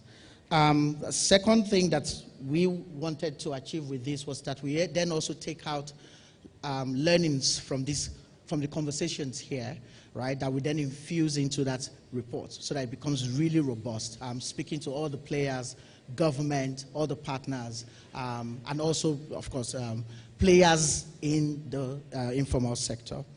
And then number three is also an avenue to then discuss intervention points, which is the most important piece. It's one thing for us to talk, it's one thing for us to discuss, we can speak all the good English, but if we do not then get to a point where we identify those intervention points that we can then start to show and give to the movers and the shakers and the policymakers, then we've not achieved anything.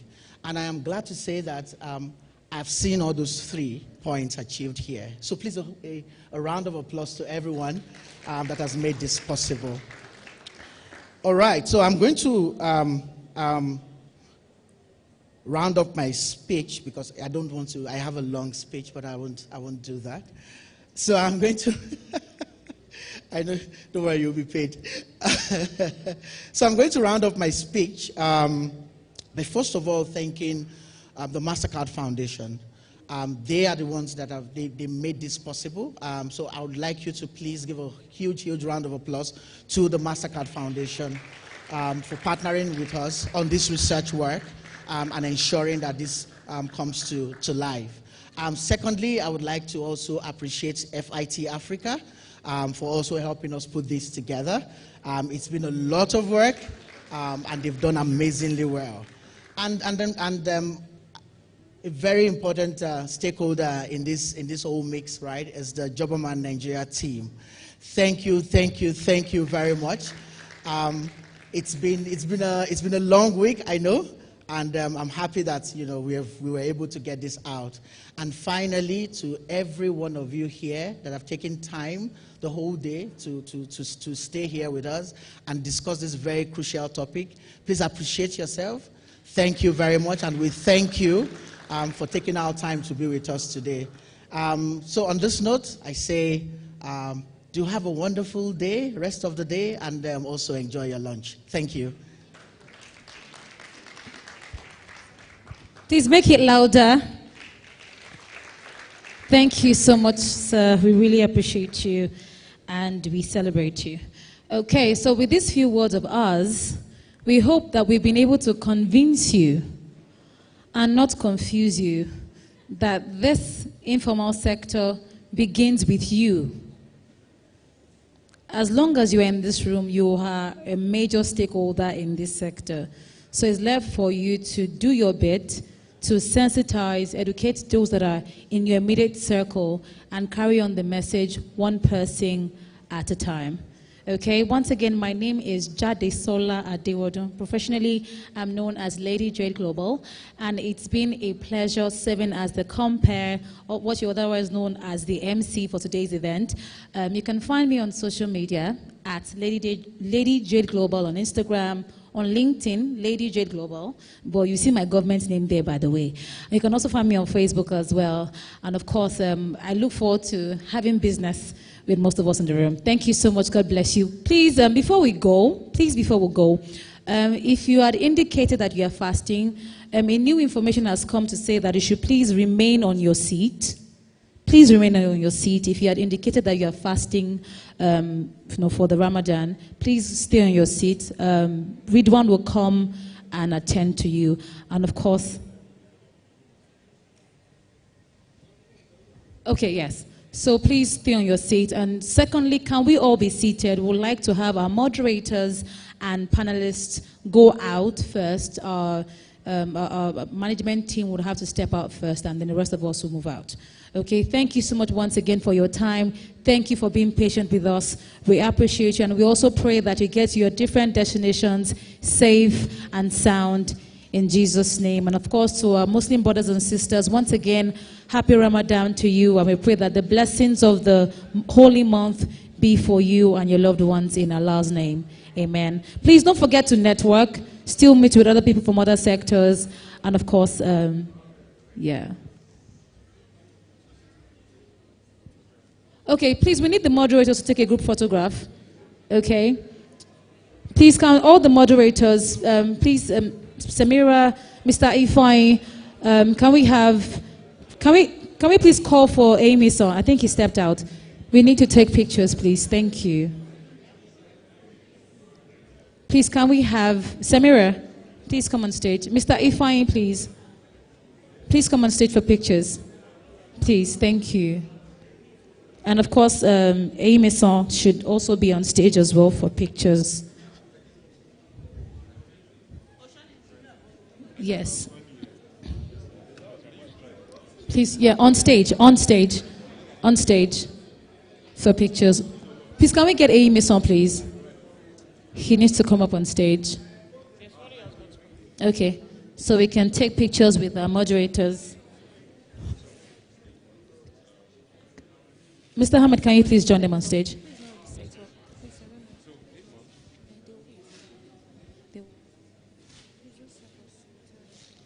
Okay. All right. Amy, some please, we're waiting for you so that we can, take pictures.